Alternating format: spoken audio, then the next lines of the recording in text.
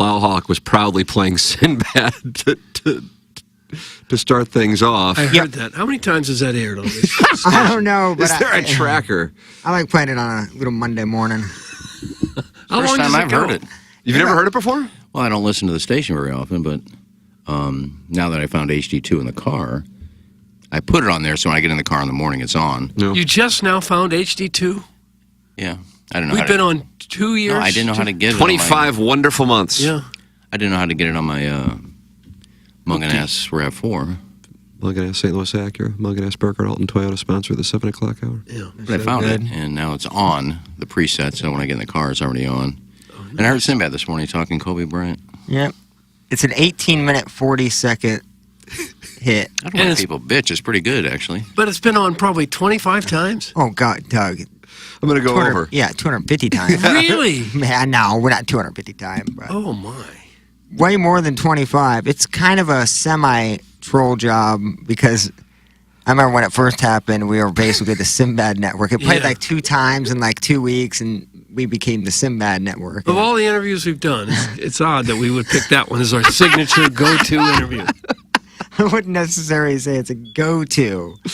It's a go-to to text in because people have already done so, and we really haven't said all that much just yet. It's the Jeff Lotman Compass Realty text inbox, 314-881-TMA5, 314-881-TMA5. Jeff Lotman is online at JEFFLOTTMANN.com. Looking to buy a home or sell a home, work with Jeff. He has been doing it in St. Louis for 22 years with $500 million worth of sales.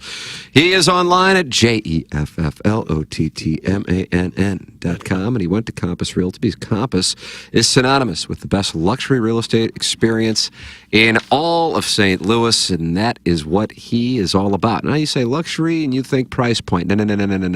It's experience. It's experience. And that's what Jeff practices. You're looking to buy a home, looking to sell your home, work with Jeff Lotman, sponsor of the Compass Realty. Jeff Lotman, text inbox at 314-881-TMA5, and you can check him out at jefflotman.com. Doug, I mean, it's a Sadie Hawkins. Where do you go? Do you go Chiefs Ravens? Do you go Lions 49ers? Do you go Blues on a 5-game heater? The Cardinals in their activity in the free agency? Well, I guess you go with the last thing we saw, which would have been the Niners and the Lions. I think that's the right call. I guess. If I were building out the inverted pyramid, Yeah. I'd go Lions 49ers, not just because it was the most recent thing, but because it was the most talked about thing. I had to watch it on the plane. I was coming back from the south of France. Yeah. And And that was private again? Or is that NetJets? him. Of course, it was private. But I didn't know You if you have were to on one say as that? rental. Yeah. So I watched it on my phone. It stuttered a little bit, so I saw most of it. Hard to believe that Dan Campbell doesn't like field goals. It only cost him a trip to the Super Bowl. But I see he's defending that now as the right way to go. The first one I kind of understood because they had the momentum and were moving, and I thought, maybe you get it there. The second one I thought to tie the game and still didn't go for it. That one I didn't get. It was a 48-yarder, the second one. Yeah. The one they should have went for was the one right before half at the 3-yard line, and they decided to kick a field goal to go up, I think, 24-7. That's correct. That's the one where I thought, the Niners aren't going to score in 30 seconds or whatever it was on the 3-yard line if they didn't get it.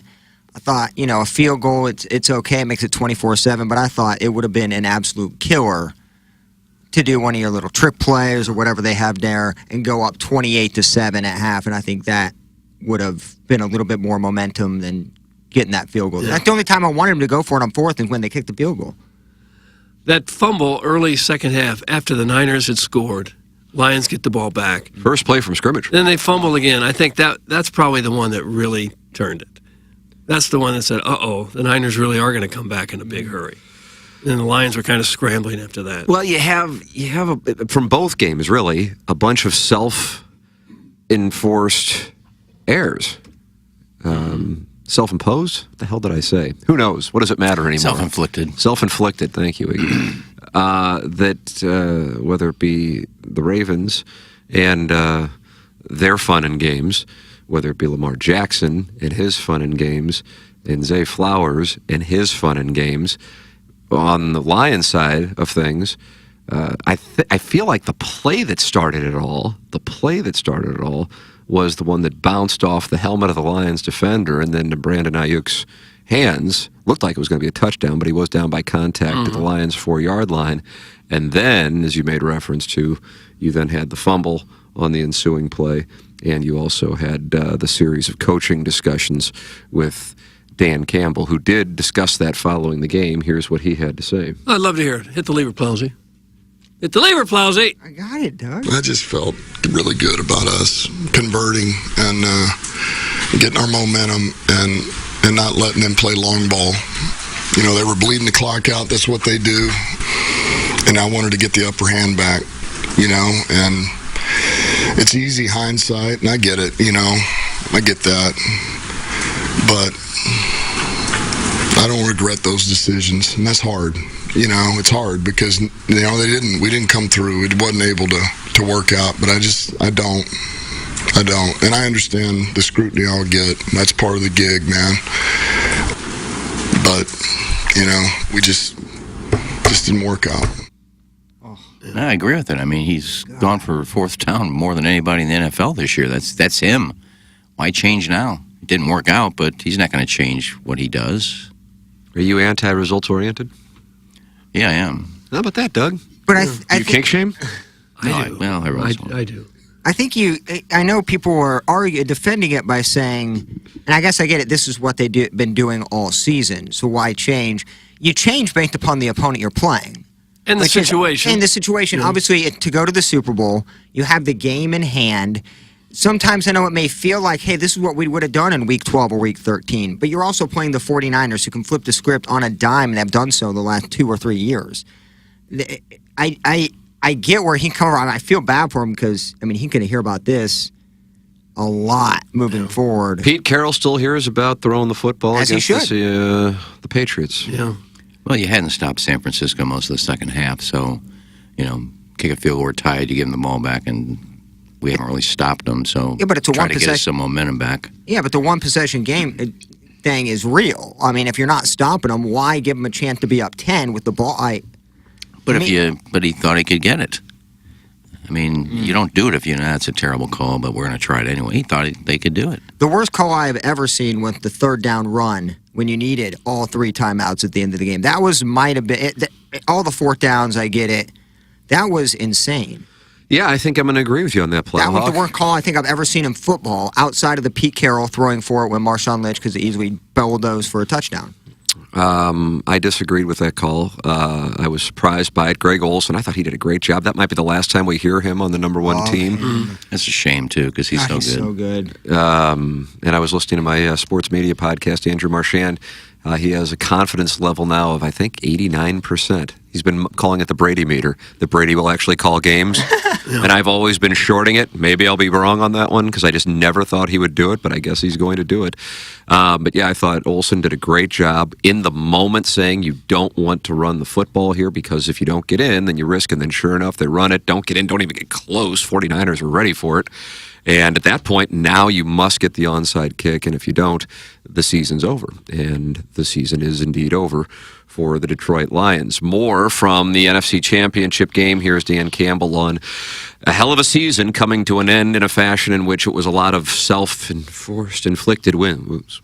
I think I said it pretty vividly. It's like getting your heart ripped out, and it's hard. You know, it's hard. And no, we didn't come in at half to nobody. We were doing backflips like, all right, we got this thing won. They know better. We all know better. We talked about it. We knew they were going to make a run in the second half. We talked about it. We knew we were going to have to weather a storm in the second half. And so when they started to make a push, we weren't surprised. We just couldn't counter back. And we've always been able to counter back. We just couldn't quite do it in this one. Yeah. Dave Portnoy, as much as I gave him grief, he had a great tweet, and I think I agree with him. In terms of, like, the landscape of Detroit, the city, the Lions have never won a Super Bowl, like, what that game meant, that was probably the worst loss I've ever watched. With the fourth down, not converting, with obviously that ridiculous run play on third down to wait the timeout and basically to end the game before it really needed to be ended. That city, that they filled Ford Field, like, on an away game. They filled Ford Field just for a watch party, and that's how you end it. That had to be a top 5 worst loss ever. That's why I was pulling for Detroit. Oh, they'd God. never Oh, won. I my haven't been God. this upset about a team where I had no money involved and no affiliation whatsoever. I was really down about it. I came upstairs after watching the game. My wife goes, "What's wrong?" And I go, "The Lions lost." She goes, "Do you have money?" I go, "No, I just because they covered." We can But kind of empathize with a city that's falling apart. Yeah, like, it's very. I'm with they're Doug actually 100%. mounting a Sunday charge Yeah, in they Detroit. are. They've come back. I know they never won one. Have they ever been to a Super Bowl? No? No, they haven't won a road playoff game since the '60s, right? Did I read that? 1957, sir. Oh my God! Like I felt, and they're into the Packers division. I actually hate the Lions. I was rooting so hard, and I'm with Tim. I felt Yeah, I was down. terrible. I really was. I was down. I didn't That was care one way or tough. the other on the other game, but on this one, I was really like I couldn't wait to get home and watch it and be. I had no money, didn't have money on anything. I just really wanted to see them win. And now with the Super Bowl, I'm kind of like, whatever. I will not watch the Super Bowl. Oh, wow, we have a protest. Two teams I hate, man. I know it'll be a good game. I can't say I won't watch it. I'll take that back. I probably will glance, but Oh, you'll there watch couldn't it. be two most hated teams. I cannot stand either one, so that sucks. I think it'd be a good game. Oh yeah, I'm with you, I Iggy. think I'm the not two best saying. teams are in there. Although Baltimore, you would think was a better team, but they didn't show it yesterday. But Boy, that was a Lamar now. Doug has a 2-4 record in the playoffs, and was just bad. I mean, it was Yeah, bad. yeah. I don't know how much. I know you were traveling, so I don't know how much you got a chance to see. Well, we stopped in the Iberian Peninsula briefly, Tim. Oh, yeah, I to knew pick that up you- some fuel. crepes and caviar and some truffles. How are before the, how are the trip across. truffles in January? Oh, You have your own Tasty. truffle in the pig. northern. Yeah. you have it on the did. plane next to the lady eating Sbarro, and you're eating caviar, Well, yeah. sky picking. It was PJ. Yeah, he didn't. He ended up with 280 yards, but it was all the second half. Just when you're behind, all you're doing is throwing the ball. But yeah, I mean, I think the Flowers one. That was close. I know he's trying to get in there, but you got to protect that ball down there. You just shove it out there. That was probably the ball game. Yeah. And what about Taylor coming down to kiss on Travis Kelce on the field? Oh, That upset Good you, for him. Plowsy? no, it's let the Swifties. The Swifty train is running. I really don't know what to say about it. I thought it would have been over by now. It's So maybe okay, it is though, true isn't it? love. The fact that she came down there, that's all right.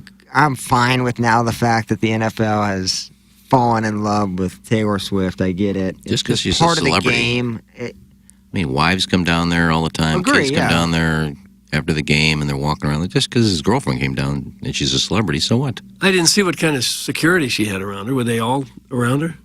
By that time, we had stopped over in Bermuda for a Well, you're in Bermuda. short layover. See Adwell Simmons? I did. Yeah, he greeted us. He greeted us on the runway there. Is it now Ziggy?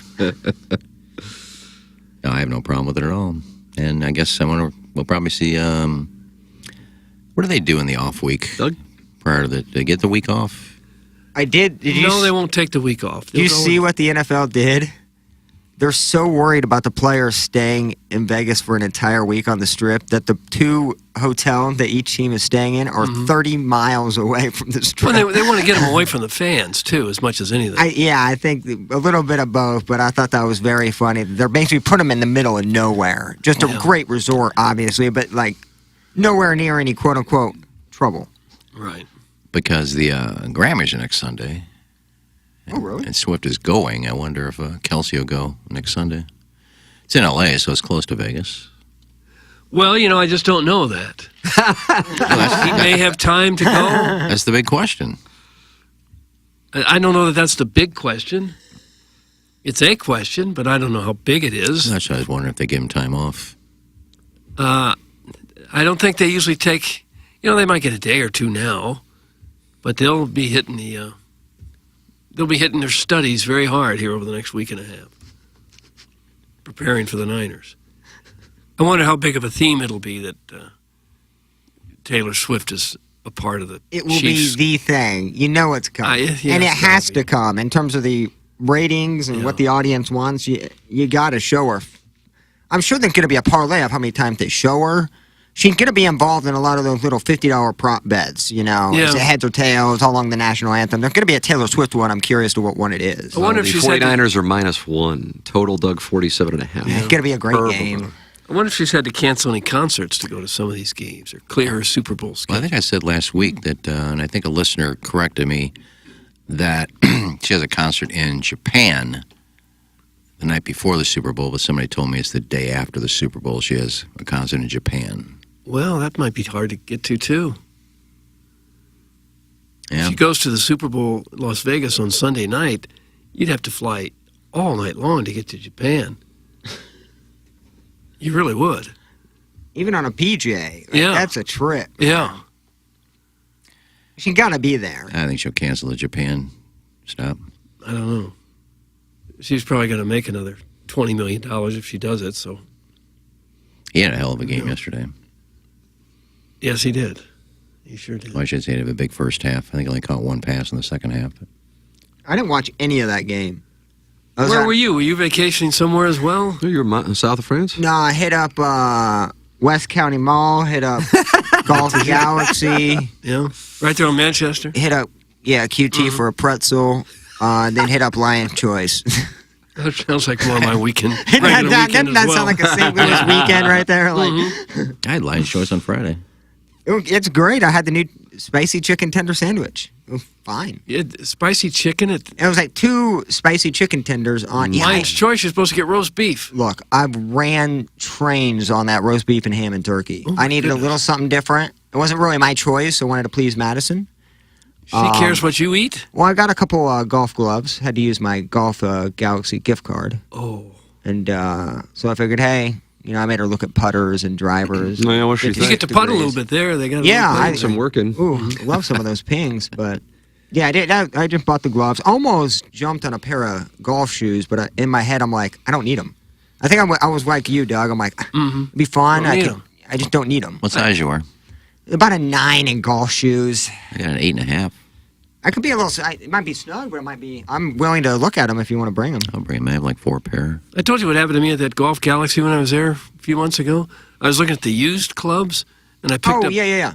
I picked up this. I guess it was a 3 hybrid, and I was looking at it. It looked brand new, and a voice behind me says, "You won't be able to hit that club." And I'm thinking, "Why you?" And I turn around, and it's Ozzie Smith, On a home run by the the Wizard. Wizard, telling me I can't hit a 3 hybrid.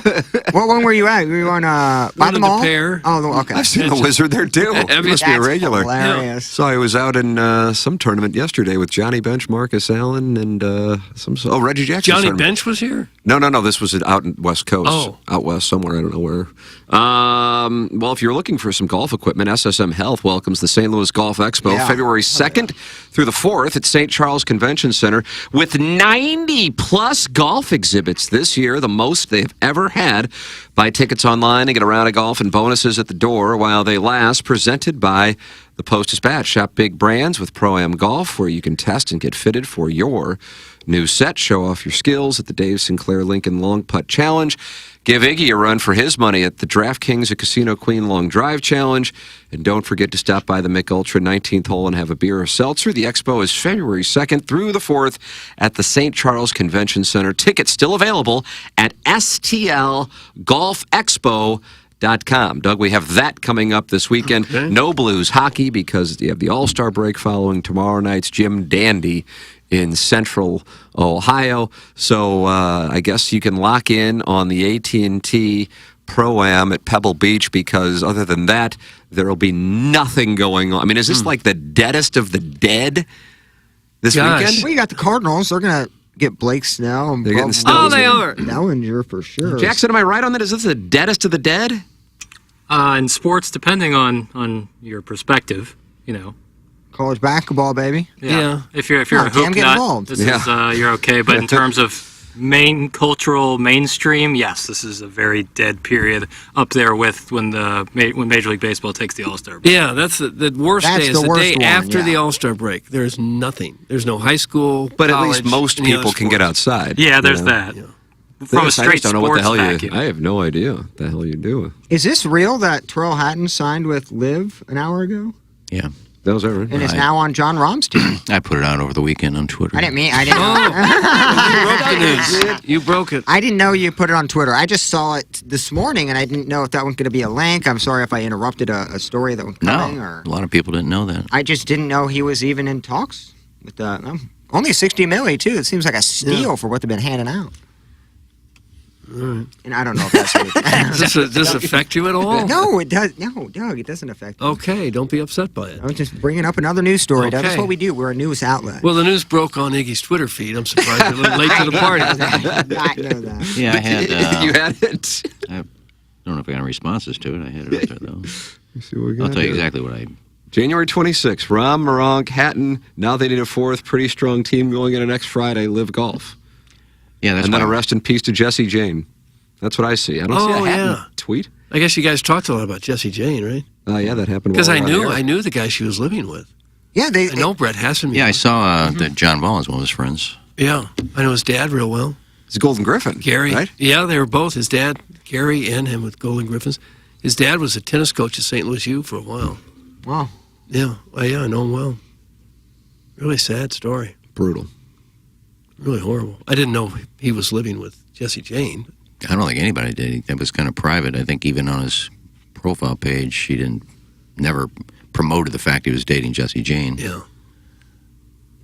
Yeah, very sad. That was sad. We talked a little bit about it. Yeah. Tim, can you please ask Ken to stop clearing his throat directly into the mic? God almighty. I don't hear it. I don't either. They just make it up as they go Here along. we go. Oh, yeah. Jackson, actually, when he was sitting in your chair while you were in the Hamptons, Doug, he actually acknowledged that he was clearing his throat. You can hit, I have to do it too, but you can hit this mute button. Can you hear it when I do this? Could you hear that? I couldn't. Because I hit the mute button. Well, I can't reach over there. You can reach over there. You can move it. Just move it. It's What up, not Jack? anchored to the table. Yeah, it is. It won't- isn't. It won't move any further. It will. It's right there. See, it's moving now. That's as far, and I still got to. Oh, no. Jackson, we had the Munganess Daily Fantasy Sports Showdown. The great Jamie Burkhardt issued an edict that KGNO Town needs to contend in 2024. They're online at stlouisacura.com and altontoyota.com. And then there's a secret number. Doug says it takes you to the muckety mucks, 314-252-0029, and work with the best. And the best is Jamie Burkhardt, Clayton Patterson, Peter Munganess, Ryan Seiberg in the service department. Even if you can get your car from there, get your car serviced there. Munganess, St. Louis Acura, and Munganess, Burkhardt, Alton Toyota. Well, Doug, another fun tournament this weekend at Torrey Pines with people you've never heard of competing to win. Jackson, what do we have here? That's the fourth long shot in a row that's won so far this year, I think. Plus 12,000. I think the lowest price was Kirk. I think it was plus 4,500 to win. So a lot of long shots so far. Doug, you got your act kicked, I think. Oh, did Three I? people meant to Oh, that's cut right. You had anyway. 3 of 6 make it to the Yeah. weekend. That's a You're problem. done. I don't know who anybody's other than mine. I don't even know what you guys picked. Okay, Doug had 3 guys miss the cut, so he finishes with 298 points. KG and O-Town fared a little bit better, actually considerably amount better. He only had 1 guy miss the cut. That was, of course, Jay Day. He had 389 points. And coming in first place, reclaiming his throne, Ken Iggy Strode had all but 1 make the cut. That was Christian Bezaden who missed the cut. Iggy finished with 406 points, taking the Farmers Insurance. Wow, that's a big win. So we're now even at 2 and Hey, 2. you got the farmers? Did we cash? No, not even close. Oh, Not what even about close. The children in the community. I cashed in my game. I mean, I guess you were 6 points short of cashing $5. Great. Ooh.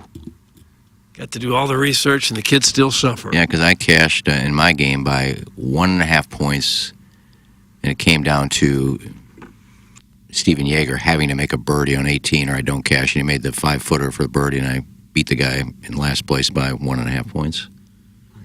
So a big week for me. $6 in NFL, It is a big week. $1.50 in the PGA.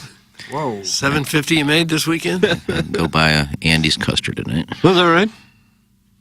What flavor, boy? You get the strawberry concrete. For $750 you can get one of those? Well, it'll cost me a little bit. I think it's like 8 something. Oh, no. Wasn't enough to cover it. I got some quarters in the Upside car. down. Tell you what, Madison found a place called Sugar Witch. What is I'm that? about to get them on. I'm going to try to get them on as a sponsor. They're unbelievable. What do they They're sell? like it's like different forms of like ice cream sandwiches. Ooh, I And love they an had- ice cream And they had a sandwich. big like banana choco taco styles, like banana Foster's like ice cream. And nonetheless, they have a blackberry. They have a Rice Krispie treat one. That place is fire as hell, man. Where is it? somewhere in the city. I forgot exactly where. Found it and lost it. Well, I'm not good with directions, so I can't say what municipality or what area. Just look it up. I mean, Google is so easy to find. Just go look up the address. Okay. Sugar Witch. Doug It's not a Sugar free plug. I'm just saying I had it, and it was unbelievable. I think, sales team, if you're listening, they'd be a good sponsor. They are fantastic. Are they? Really good. Oh, it's so good. Burke, you want to be my bed bunkie this weekend? That's from Sweet Sweet Kai. I thought that guy gets gaped by the recovering alcoholic. That'd be great. I'd love to. I haven't seen Kyle in forever. So, Oh, that's right. My favorite hole in the property. It'd be great to be his bed bunkie. sure. Where are you going this weekend? Scottsdale. Oh, Oh, Bill. God, this Doug to be guy. 25 with a Son of full a- head of hair and heading to Scottsdale on the worst weekend of the year. God, you gonna take Man, you your got it all clubs? figured out, Jackson. Yeah, doing my thing. You taking your clubs? Yeah. Oh, you bastard! You taking the Comrex to do balloon party remotely? Hell no. Oh, could you, whoa. Can you imagine if that was one of the stipulations? I'll fill in a day if you need me. Wake up at 9. You want to come in? I'll do a show for you. I think they might be happy. 636ers will be real happy about the Chiefs. In general, they're real happy about the Blues. I think I think they might be happy today. Well, Jackson, you think they'll be happy? I think there's a big contingency of people who are rooting hard for the Lions. Oh, yeah, that was the killer. Yeah, if you could have gotten Lions, Chiefs. I'm not coming in today. I'll Oh. come in when Jackson's off. If you Thursday need and me. Friday? If you need me to come in today, I'll come in. I'll just do some research on sports before I do. Look at you pulling yourself up by the Have him bootstraps. do QFTA. Yeah. No, I can talk sports when I have to. Marshy March is going to be in there. Yeah, he's got a playful posse. Yeah, but I don't need to be in. Yeah, okay. All right, now he's out. Oh, He's and- He's and out. we're done. You don't want choose a crowd. The weather is supposed to be ass-tastic. I'm bummed. That's from Sweet Sweet. You got bad weather in Scottsdale? Friday, it's supposed to have some rain, and of course, that's the day we're playing golf. Oh, I'm sorry, Bill. But things change. Seasons change. And also- Expose? Was that expose? I don't like know who it was, Tim. 89? I mean, the coldest it'll be is like the mid to low 60s, so it's a W for me, I say. You know what I learned that absolutely blew my mind about weather? And I'm not kidding. So, when it says like 30, 40, 50% chance of rain? Sure. It may have been on the fan page. I have no idea where I read this. It actually doesn't mean a 50% chance. It's 30, 40, or 50% of that area is going to see rain. Did you know that? And it's not the percentage of it's just how much of that area is going to be raining. It's going to be 30% of the St. Louis area, 40% of the St. Louis area. Isn't that a good little nugget?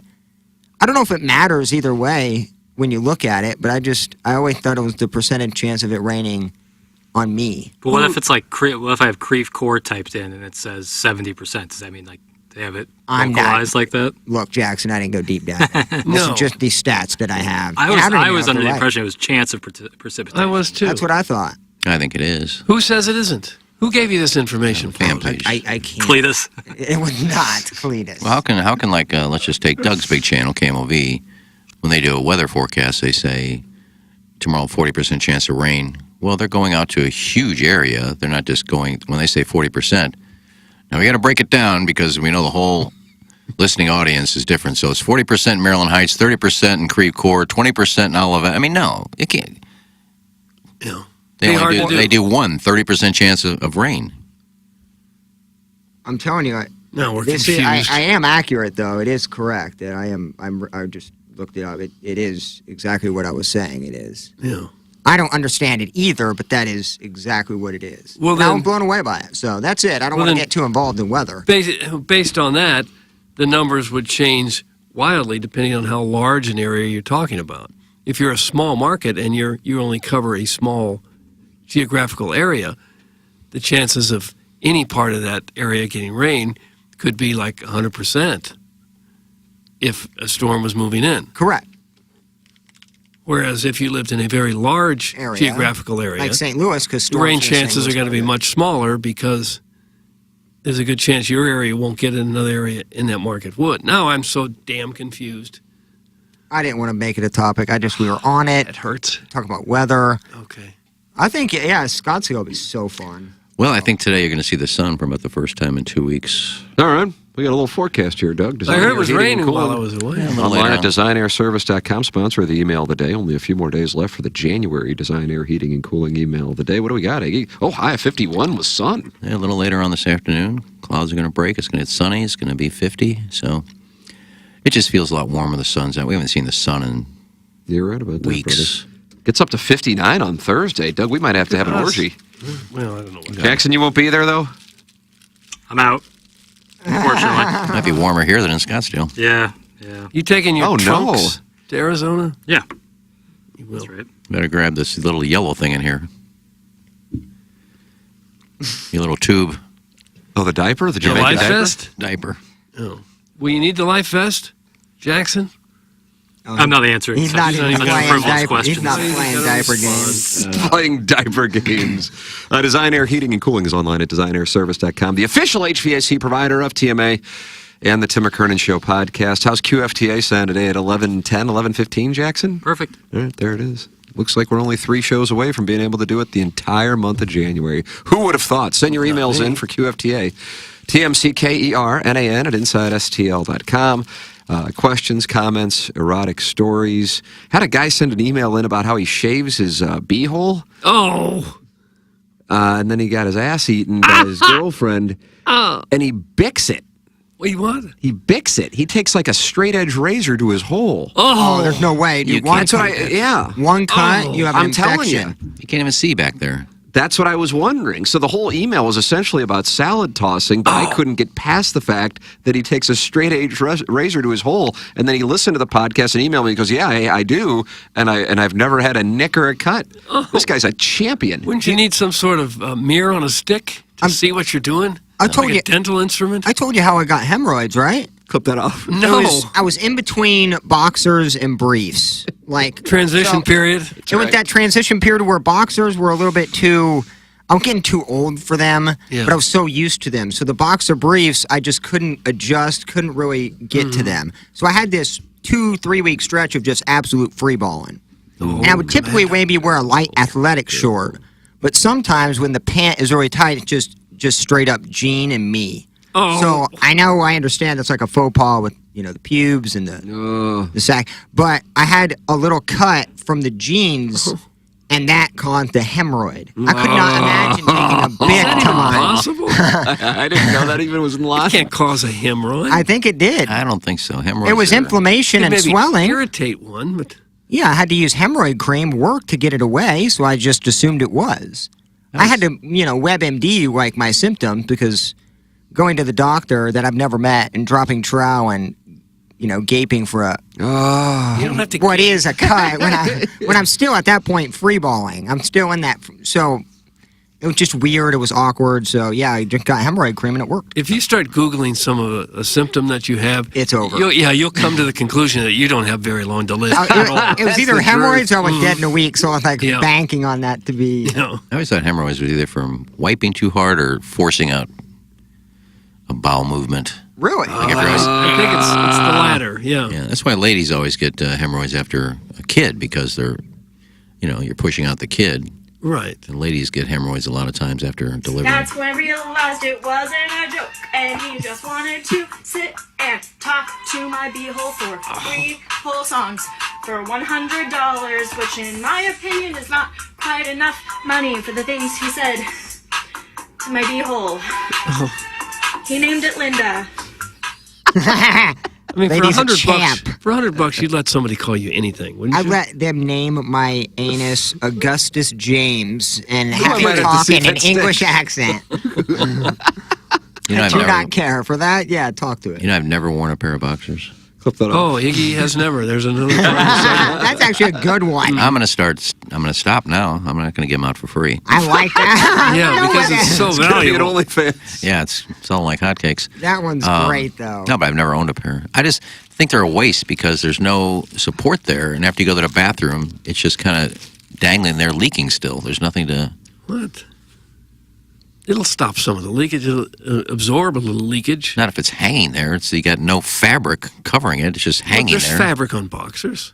Not, yeah, in front. But what if it's dangling there? It's just like What's dangling? hanging down straight. It's hanging down by your leg, and there's no support down there. It's much more of a pendulum, and some people like some things.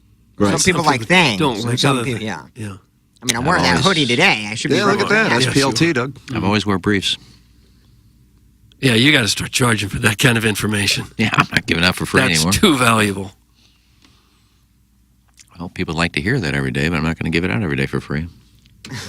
The people owe That's you. a tease. Now it's They owe you You leave the audience wanting more. You stop, and a week later they're begging for it. for telling people what kind of underwear you wear. People owe you money. People probably thought, I wonder if he's ever wore boxers. I don't think anyone had the thought. Something happened yesterday that I'd never done before. What was that? Right in the middle of a shower is I've got everything lathered up. Yesterday was hair day. I only wash my hair every other day. I got my hair full of soap. My whole body is soaped up. On my face, water goes off. What the hell's going on here? I can barely see. I got soap in my eyes. I'm trying to wipe out my eyes. Go to the faucet, nothing. Kitchen sink, nothing. Water went off. Water leak. I'm trying to wipe off all this soap with a towel. And the water didn't come back on for like 4 hours. So I was sticky all day. You've got to get out of that Section 8 apartment complex. It was a water main break. I don't know what they can do about it. Fix it. Well, they did. I don't know who called these guys. I mean, I got out of the shower and trying to wipe soap off, and then I'm putting my clothes on over soapy skin, and my hair is still full of soap. All I can do is wipe it out. And so I go next door to my neighbor, and I said, is your water off? Yeah. In 5 minutes. This is so mainly 10 minutes after the water went off. There's a water truck out there. God love them. I don't know who called them so quickly, but they were out there within 10 minutes. They were out there in that cold weather for 4 hours fixing that thing. Took 4 hours, and then you got back in the shower to get all that soap As off. soon as the water went, I went back in the shower to get the stickiness Well, off. what did you do walking around for 4 hours with soap all over you? No, I got it off as best I could with a towel. And I had some bottled water in the... I always have 3 bottles in there, but I fill it up myself. I have 3 empty Gatorade bottles that I just fill up with water myself. This and put it story in. gotta be. Yeah, well, if you're looking at the text inbox at home. This is from the Renters Roundtable. Well, it has nothing to do with being poor. It has to do with instead of buying all this bottled water, Filling up I'm not Gatorade saying- bottles with water and calling that bottled water, that's as poor as it gets. And showering with it. I mean, have you're bottles of drinking used water. Doug, plastic. this happened during the Coolidge administration, didn't it? This is like the Great Depression Indeed. stories. I don't want to drink tap water right out of the tap because it's not cold enough. So I always have 3 bottles in there. If I get done drinking one, I fill it up, put it to the back, and then the other 2 come forward. And I always have cold water in there. So I had 3 of those in there. And so I use that to kind of wipe it off my face. Oh, God. But We needed video of this. I imagine you sitting there with gloves with the fingers cut off, trying to start a fire. Maybe sell an apple or a pencil. Go down to the docks to see if they're hiring that day. Right? God, what a great Shoes with no story. toes. A great story. yeah, I had a pair of socks with a hole in it. How about this? Stephen Wildwood's getting on board. He says, I have an Iggy I've never too. Iggy, I've never shut up. Also, I know we're going to be light on sports for the next 2 weeks. Can we limit the amount of times we talk about ass eating? It is effective for my fasting in the morning. That's from Chairman Steve. Doug Milagro Tequila Listener of the Year 2023. Yes, it was. You can be the Milagro Tequila Listener of the Month for January 2024 by going to tmastl.com. And signing up. And the great news is you don't even have to use your real name. That's so important. TMASTL.com, Milagro Tequila, listener of the month. And it's Milagro. Welcome to a brighter side of tequila with Milagro. Doug, why don't you tell us about our title sponsor? That would be Brown and Crouppen, and they are here to serve you if you think you ever might have a potential personal injury lawsuit. Brown and Crouppen is a local law firm that's been around since 1979 in St. Louis. That makes him, 44, going on 45 years old now. Also now one of the largest personal injury firms in the entire Midwest. And being local is very important. They know their way around the local environment. They know the local courts, the other attorneys. They know the judges. They know how the court system works here. And that can be a big advantage for you if you ever need a case. They'll give you a free evaluation. They work on a contingency basis. No upfront cost to you if you don't get paid. They don't get paid, and they've won more than $1 billion in compensation for their clients. They're also a big part of the community, and they value that, think it's very important. They're involved in many charities and community events, everything from Annie Malone and Sister Strut to the Stray Rescue Program. If you think you may need Brown and Crouppen services, call them. I'll give the number now, 314-222-2222. Here it is again, 314-222-2222. or you go to brownandcrouppen.com. Make sure to let them know you heard about it here on TMA. We've gotten to know Terry Crouppen, Andy Crouppen, Ed Herman. They've all been in studio. Great guys, and they'd be great guys to have on your side if you have a case. Remember, the choice of a lawyer is an important decision and should not be based solely on advertising. Past results are no guarantee of future results, and every case is different and must be judged on its own accord. We're 2 weeks away from Thanksgiving from Valentine's Day, on Thursday. Why Thanksgiving? I don't know. I don't have the answer. That sounds amazing. Well, that summer passed by quickly. Yeah, shot right through. So if you are looking for a Valentine's Day gift, go to Glenn Betts Jewelers, GLENNBETZ, jewelers.com, located 1 mile east of 270 on Manchester in De Pere. Glenn Betts Jewelers, been in business in St. Louis since 1941 and now operated by the third and fourth generation of the Betts family. That's Craig and David Betts. The Glenn Betts difference is you're served personally. You're not sold. Glenn Betts Jewelers develops relationships through generations of your family as well. In the jewelry business, there is good, better, and then there is Betts. I wish they had a jingle. Maybe we ought to get together after the show, Doug, and write one, and then we They can have see. one. Good, better, best. Never let it rest. Till your good is better and your better is Betts. GlennBettsJewelers.com. I believe Craig is coming in studio Oh, is he really? this week, Cool. if I'm not mistaken. I haven't seen him in a while. There you go. Yeah, he and I studied advanced quantum physics in the 6th grade at Tillman. Correct. Yeah, Tillman. Elementary. Tillman Trailblazers? I don't know if they had a nickname back then. I think they're the Tillman Trailblazers. Are they? Can I make a suggestion what to maybe look at? Because my mom had it, and it was the coolest thing ever. What to look at?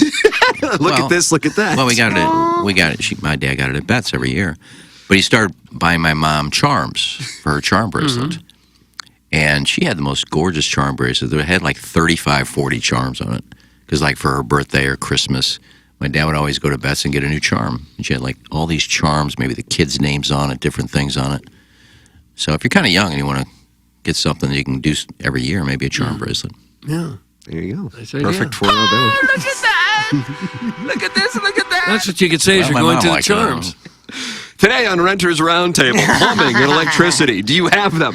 And 401ks, finding out your employer's attempt to help you save money that you could spend on another streaming service. That's today on Renters Roundtable. Doug, that's the Milagro Tequila Texture of the Year Yeah. Arbor Day with his thoughts. You do have to stiff arm the employer when they try to give you free money. Don't take it. It's a trick. No, it wasn't a trick. And you said earlier, if you win, you don't have to use your real name. Correct? For the Milagro Tequila Listener of the Month, that's correct.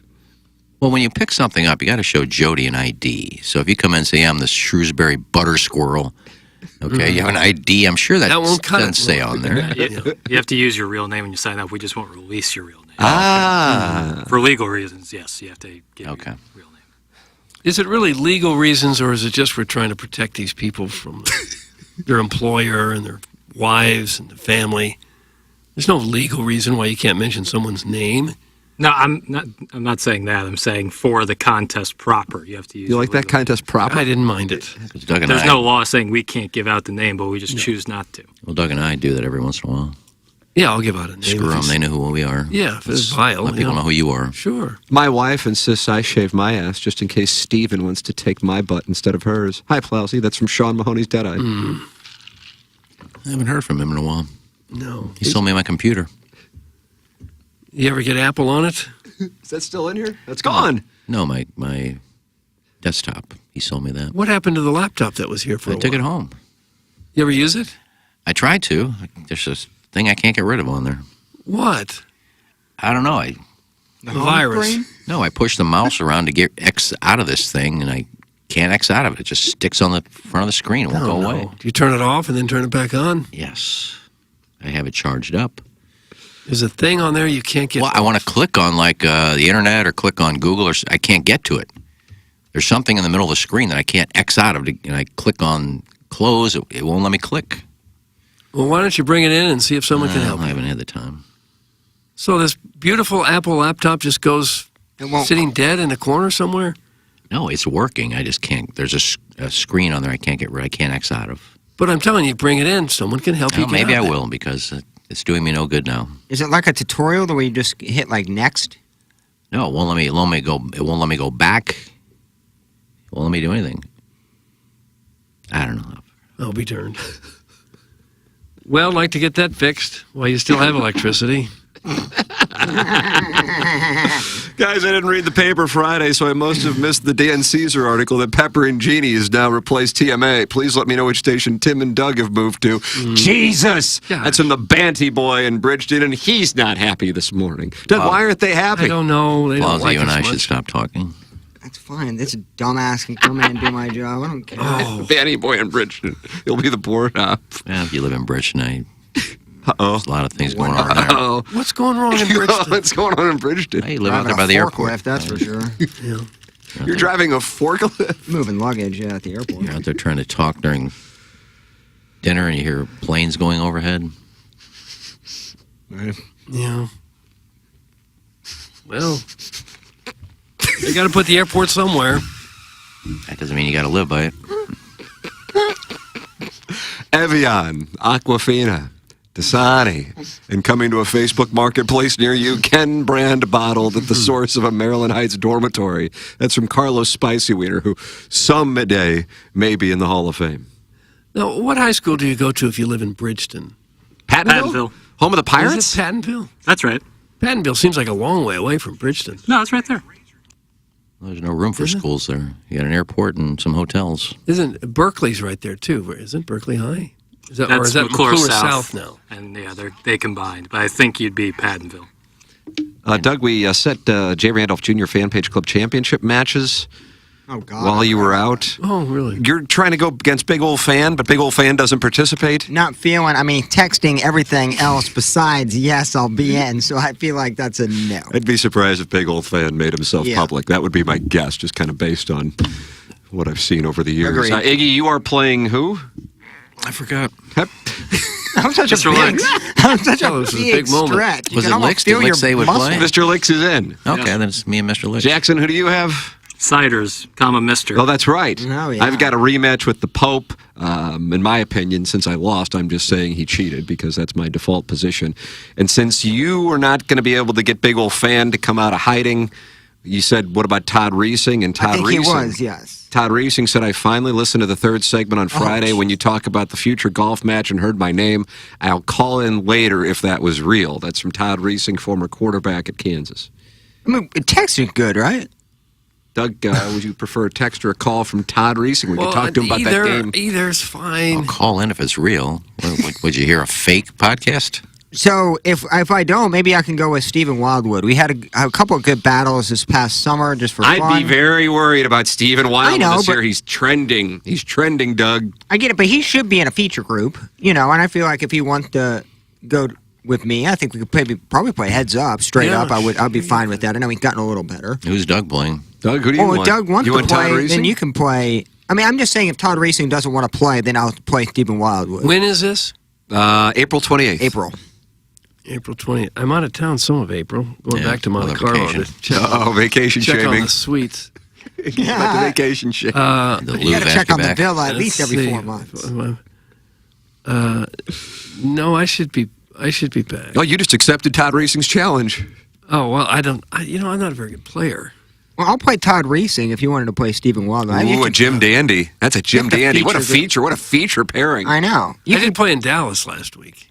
Oh, yeah? How was your Good ball play there. striking? Tee to green, I'm okay. but Wow. I give up a shot on every green on every hole. What do you mean? Putting. Well, your Can't putting's get terrible? the chip close and can't putt very well.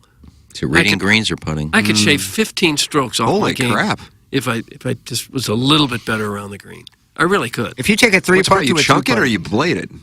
Now I'm hitting everything too hard around the green. My approach shots are too far, and my first putt is way too short. I'm afraid of the first putt.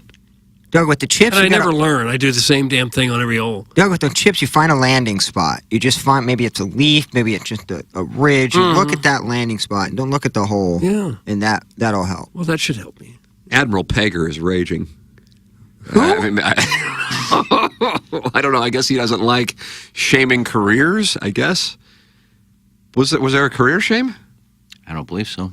There was a Bridgeton shame. I said he drives a forklift at the Okay, I airport. guess but that's like, what it is. I mean, How do two talentless hacks that push buttons and play radio host have the audacity to talk trash about others with actual careers and lives? The burnout and the wrinkled corpse need their mics turned down. That's from Admiral Pegger. Gosh. now What did I say about your job, Pegger? Now that's a forklift driver. You trash bridge. He took it so personal. I was just bringing up the airport. I'll trash this. If you're a Pegger, that's not much of a job. He's reached admiral status, no less. Yeah.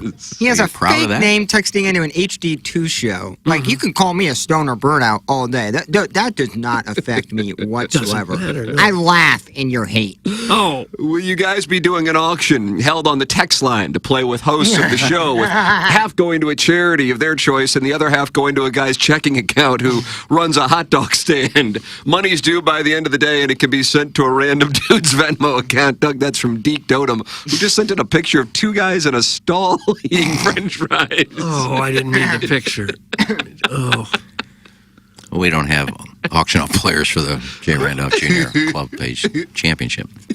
That may be for the Dotem. Big old fan says he's told you that he doesn't play golf. You guys had a conversation. When? I love the poorly educated. I do know, like, I don't remember. When did we have? We didn't have a I don't think he's conversation. ever called in. I thought that we've always wanted him to call in. All right, well, now I'm going to the text history. If he says he said it, then that's fine. I believe him. Guys, I love Renters Roundtable, followed by golf tips from 18 plus handicaps. That's from the reluctant cuck. He said it a couple times, so good for Big Old Fan. Big old fan will not be, so it's Todd Reesing. If Reesing wants to play, yeah, but Big Old Fan did say a few times, actually, that he does not play golf on Friday. As a man who dabbles with butt stuff, the shaving of the butt, just in case you randomly get your prostate licked, does not add up. Ask my wife, and I solely just fish in the dark now. I don't think that's a good sign. That's from Buzz. I love the poorly educated. I think we all do. Well, I'm with him there for somebody that makes up his own stories. I think you're right. It is made up. There's nobody can shave their own butt. Oh, With a Well, bic, there's no way. You can't see it's it. physically possible, though, that you could be real You just clever. stick a hand back there and start. Oh, That's physically, shaving? It's physically possible. here's the It's thing. high risk, though. yeah. Reminds me a lot of, like, let's say you go pee in the middle of the night. You can navigate your apartment or house without seeing anything. Yeah. You just go by feel. So if you do a couple feel downs and feel where the hair is, where you need to start and finish, you can Oh. almost just do that by just that hand motion, know where it starts and ends. I remember seeing some Nair commercials where they just spray it on their legs and then they wipe with a tissue and the hair comes right Is that off. right? You suppose that's what they're No, doing? this down guy, there? I talked about it when he sent it in because he talked about this girlfriend of his surprisingly tossing his salad. No. And then he said, but I was prepared because I had already shaved it. And I thought, wow, did you shave with a bic? And then he wrote in, yes, he felt like he owed that to her. And he says he's never had a nick or a cut. And for the life of me, that strikes me as high risk. Maybe he's got rugged skin down there. I wouldn't put a razor anywhere near. I mean, I made that mistake once. So you did do it. shaving, not my butt, my pubes. No, what happened? Oh, God. Well, the top is no big deal, but in order to, if you want to shave your balls, you can't put a razor down there. Oh, yeah, when you got to lift the hood, I that's made when Oh, real man come to play. You needed Hood. the Manscaped. We used to have that thing. Yeah. When you lift that out, yeah, But that's that at least that wasn't bad. That was a razor, but still, I used a bic, and I nicked a ball, and I got infected. Oh, yeah. That thing looked like a grapefruit. Oh. I mean, until I took some antibiotics and got rid of the infection, it went down pretty quickly. But still, God, the next day I said, "My God, I can't walk." I think it's like that. I know. Like, I'm with Iggy because those are so sensitive areas. Because when I did mine, I thought I had a hemorrhoid because it felt like it was like an almond size. oh, That was right by my hole. It was like inflamed. So, yeah, watch out for that, man. I don't think that's worth it. Have your girl do it. I remember that because the next night we went out to dinner for, I think, my sister's birthday or something. And I'm walking like a peg leg. Somebody in the family goes, "What's wrong with you?" I said, "My ball's the size of a grapefruit." this was a family conversation, So wasn't that's what we're talking over the dinner table. it? Yeah. So you got to be careful down there. I sure as I wouldn't put a bic by my This ass. was at the charcoal house where you ate? No, I think we were at Red Lobster, actually. Oh, gosh. All right. Yeah, I don't want Well, to. maybe stop shaving so much. I don't want to look like the Australian Outback. So you're still shaving, Yes. but not nicking. No. Okay. I kind of get as close as I can. I got an electric thing, but I get as close to the ball as possible without touching the ball. And just kind of outline It it. didn't need the sound effect. Did not I need like the sound that. I effect. like that it helped. And Young, I'll play Doug. We're both terrible, both sexy. I'm a diversity. He's a white. Sounds like a perfect entry, perfect pairing to me. Any chance Ken or Cletus could cover my entry fee? Thanks. That's from Colts beat writer Brian Henshin. No, okay. Somebody said that we've already said Stephen Wildwood's playing KG in O-Town. Oh, yeah. As always, we're locked in and forgot. I forgot. I was high. I'm a stoner. Okay, I'm done with today. Bye. That's from Ray King. He's gone. He's out. Well, out. hear from you in 10 minutes. I think the shaving discussion probably turned him off. Why? You're just trying to give people advice. I don't know that they need it. If you're not shaving, you should. And if you're going to shave, you need to do it properly. Who are we to be the people dispensing advice? Don't you care what you look like down there? I mean, you want to get undressed, look in the mirror, and you can't even see it because it's got so much hair. Ooh, so many tufts. I just don't know who we are to be giving hygienic advice. Well, I shave, so I'm just giving you a shave. If you don't shave, you can't give advice. Oh. I shave. I got a little bit of the winter bush going. Just a few. Like You make an Carlos. extra effort to grow it a little deeper, a little That thicker. first No, coat. you just kind of forget about it because you're not really wearing any shorts or anything. So you don't have to worry about Have you ever worn shorts where it came out the bottom of the shorts? it. No, I went out when I every once in a while when I wore the Speedos, you'd have a little tuft at the top. I've got a landing strip. But you didn't really care about it. I've got a landing strip. Now it's like a 5 o'clock shadow. God, that would be quite a sight if you were to wear the Speedo again. Do you think you might model that again for us? Shrubs. Yeah, maybe. You would? Enough money involved. What would it take to get a photo shoot of you in a Speedo? I don't know. Make an offer. Undercarriage shrubs of a bear. $5? Oh, no, anymore. I gave Pepper and Jeannie a chance last week. 22 and a half minutes of pube talk. Those were glory days. Coming Those up were on that when we again. first started. I had a ton of topics. A ton of topics. I wish there'd be a huge topic that we could talk about. We just brought back Pepper and Jeannie for one day Oh, wow. Come back. to talk about this topic. We got to find a hot topic that really is getting in our craw, me and you, Plowsy. Just do a one day only Pepper and Jeannie, and then take it away again. I don't know if anything annoys me enough. Mosaic? I don't know if we do a full one on that. We'll think of something. So it's coming back. One Wow. day only. Surprise return engagement.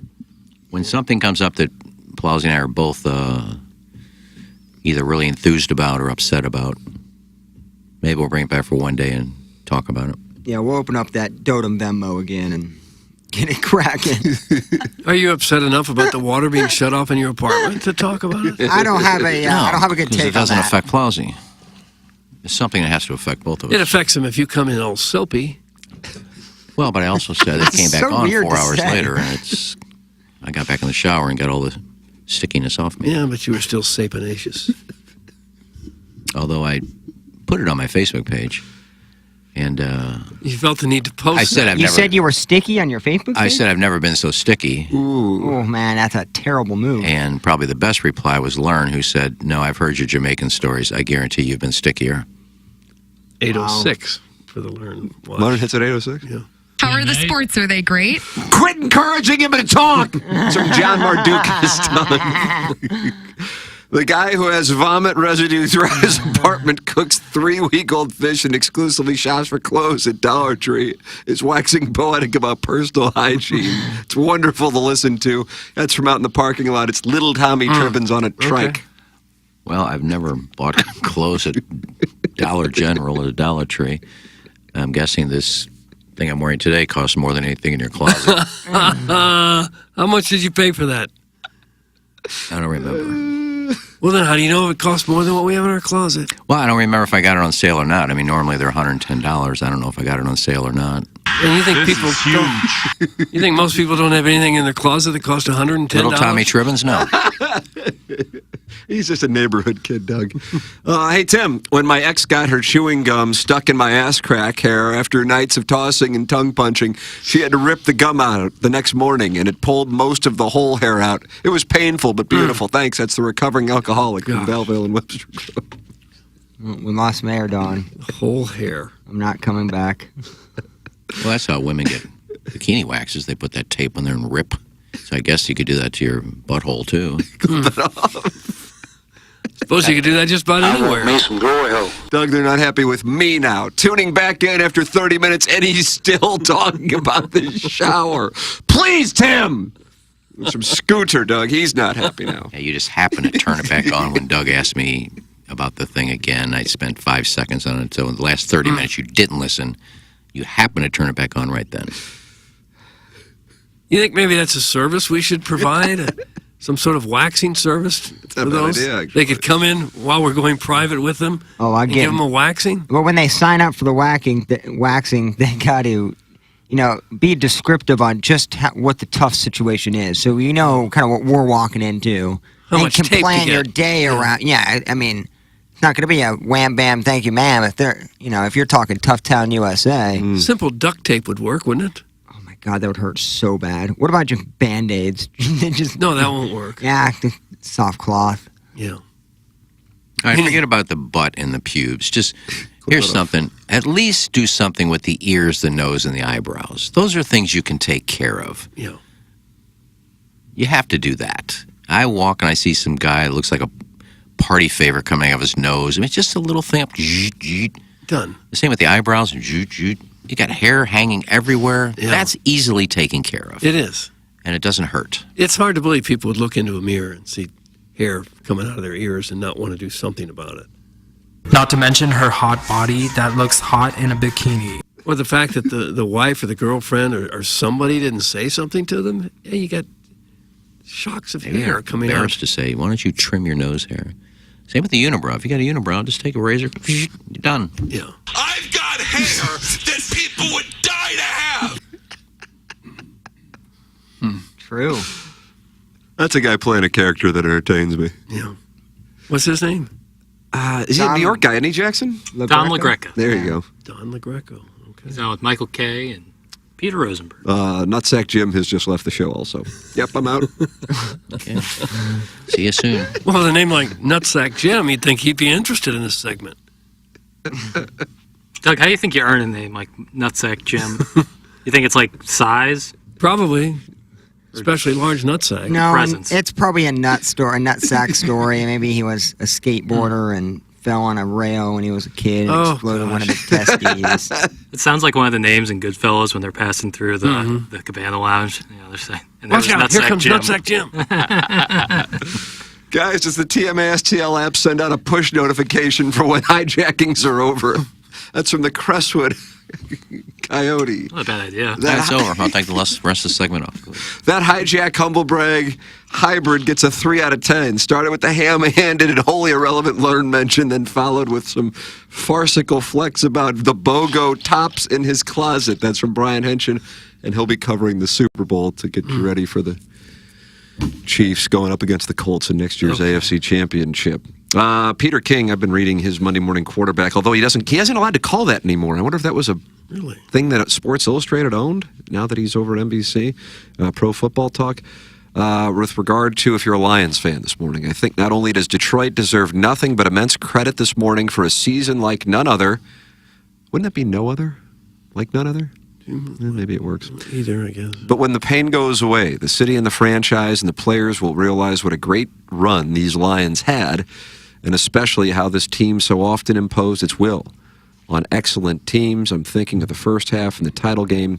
That offensive line, for goodness sake, mashed the Niners with 148 yards on the ground at 7 yards a clip. So much to build on for this young, energetic, and innovative team. That's from Peter King this morning. I don't know if it'll be remembered like that. I don't know. Yeah. I feel like if you're both the Ravens and the Lions, this is going to be the kind of loss that will be really tough to pick yourself up from. Maybe I'm off on that. I still feel like the 2001 Rams had a hangover in 2002. I didn't realize most people wouldn't remember this or be alive for it, but they were 0-6 to start the season, and there were expectations that they would be returning to the Super Bowl that year. When you lose like that, in both cases with the self-inflicted errors, I think that, I mean, to me, Josh Reynolds was the most egregious as far as a player goes, and then you have Zay Flowers on the Baltimore side. I mean, those are two tough things to pick yourself up from. The Ravens have home field advantage, a dominant team, and they play a bad game on the offensive side of the football with the league MVP having another bad playoff game, and the Lions have all kinds of things to drive themselves up the wall. And it's so tough to get back. You need health to fall in line. You need players to stick around, and you need another team not to pass you by. This was the Lions' opportunity. And I would imagine that this is going to hurt for a long time. I don't think it will be looked back on with the way that Peter King writes. Maybe I'm off. No. Well, I think it'll be looked back worse for Detroit fans just because of how close you got. And you're losing your offensive coordinator, more than likely taking the Washington job or whatever job is open within the next 24, 48 hours. And that kind of, your genius at the helm there. He drew up a lot of really great plays throughout the entire season, and you never know how that team's going to go, getting a year older with a new offensive coordinator. It could be the only chance that they get a deep run, and that's why you don't go for it on fourth down, down 3. That's why you don't run the ball for it on third down. It's not hindsight. It's just smart football. It's not what you did in Week 8 you should do in the conference championship game. It's stupid. It's stupid. And Dan Campbell cost them the game, man. I know they had a couple fumbles, but his 2 calls cost them the game, and it's absolutely on him. I'm critical of some of those moves, as big of a fan of his as I've become. I love Dan but Campbell. God, Josh Reynolds had 2 terrible drops. 2 terrible drops. I mean, God. The game-changing drops. I mean, the first fourth down that they went for, that I don't know if that's getting more attention than the second one that they went for. It should be noted that the Lions kicker is not particularly great. They don't have what the, for example, in the AFC Championship with Butker and Justin Tucker on the Lions side of the ball. But with that all established, that was a pass completion that Reynolds dropped, and then over the middle, and I think that was on a third down, and then they wound up having a punt. It was where Reynolds, So it would have been a first wide. down, Oh my God, he was wide open. Holy And crap! Goff made a few. I mean, he had Williams went right through his hands in the end zone. Would have been a tough catch. It was over his shoulder, but it went through his hands. It looked. I thought the exact same thing live, and then they showed the replay, and I'm like, if anything, the mistake Williams made. He had a great day yesterday. The Ritter product, Jameson Williams, and it's so good to see him back after his injury because it was starting to look like he was a bust. He stopped. He kind of stopped at about the 10 or 15 yard line, and I think that cost him being in the perfect position to catch it. From a quarterback debacle standpoint, it's, to me, I mean, I know you're not saying it was worse than Lamar Jackson, but God, Lamar Jackson throwing in a triple coverage on Isaiah Likely in the end zone. What? And why is Isaiah Likely raising his hand like he's open? Dude, that is an... Hey, I'm open. Yeah, except for the 3 guys. Got a safety barreling in on him. He's wrapped with 2 corners on him. I didn't get it. Yeah, you do that when you're open so the quarterback sees you, and all he saw was the hand, and then, whoop, there's 3 guys on top of me. Yeah, he did that a couple times. He threw into triple coverage. But, I mean, taking away from, the self-inflicted wounds that I keep focusing on with the Lions and the Ravens, Patrick Mahomes now has played in 6 AFC Championship games in 6 seasons and 4 Super Bowls in 6 seasons. And he's 28 years old. And it just shows what a quarterback like that can do for a franchise. I mean, he could go on his way to being in the conversation for being the greatest of all time. As crazy as that sounds, because it's kind of like, okay, Brady, and then nobody's going to be able to reach that. But the guy's 28 years old. He'll get another shot at the 49ers and a chance for yet another Super Bowl championship. We haven't seen a team repeat since the Patriots 20 years ago, after they beat the Panthers and the Eagles, if my memory serves. You've seen a number of teams get back, but they haven't been able to win it. And in this case, he's got that. The pairing with Kelsey, after Kelsey had a real issue, and I don't know if it was a mental issue or what, but with drops earlier in the season. He has 2 touchdowns yesterday.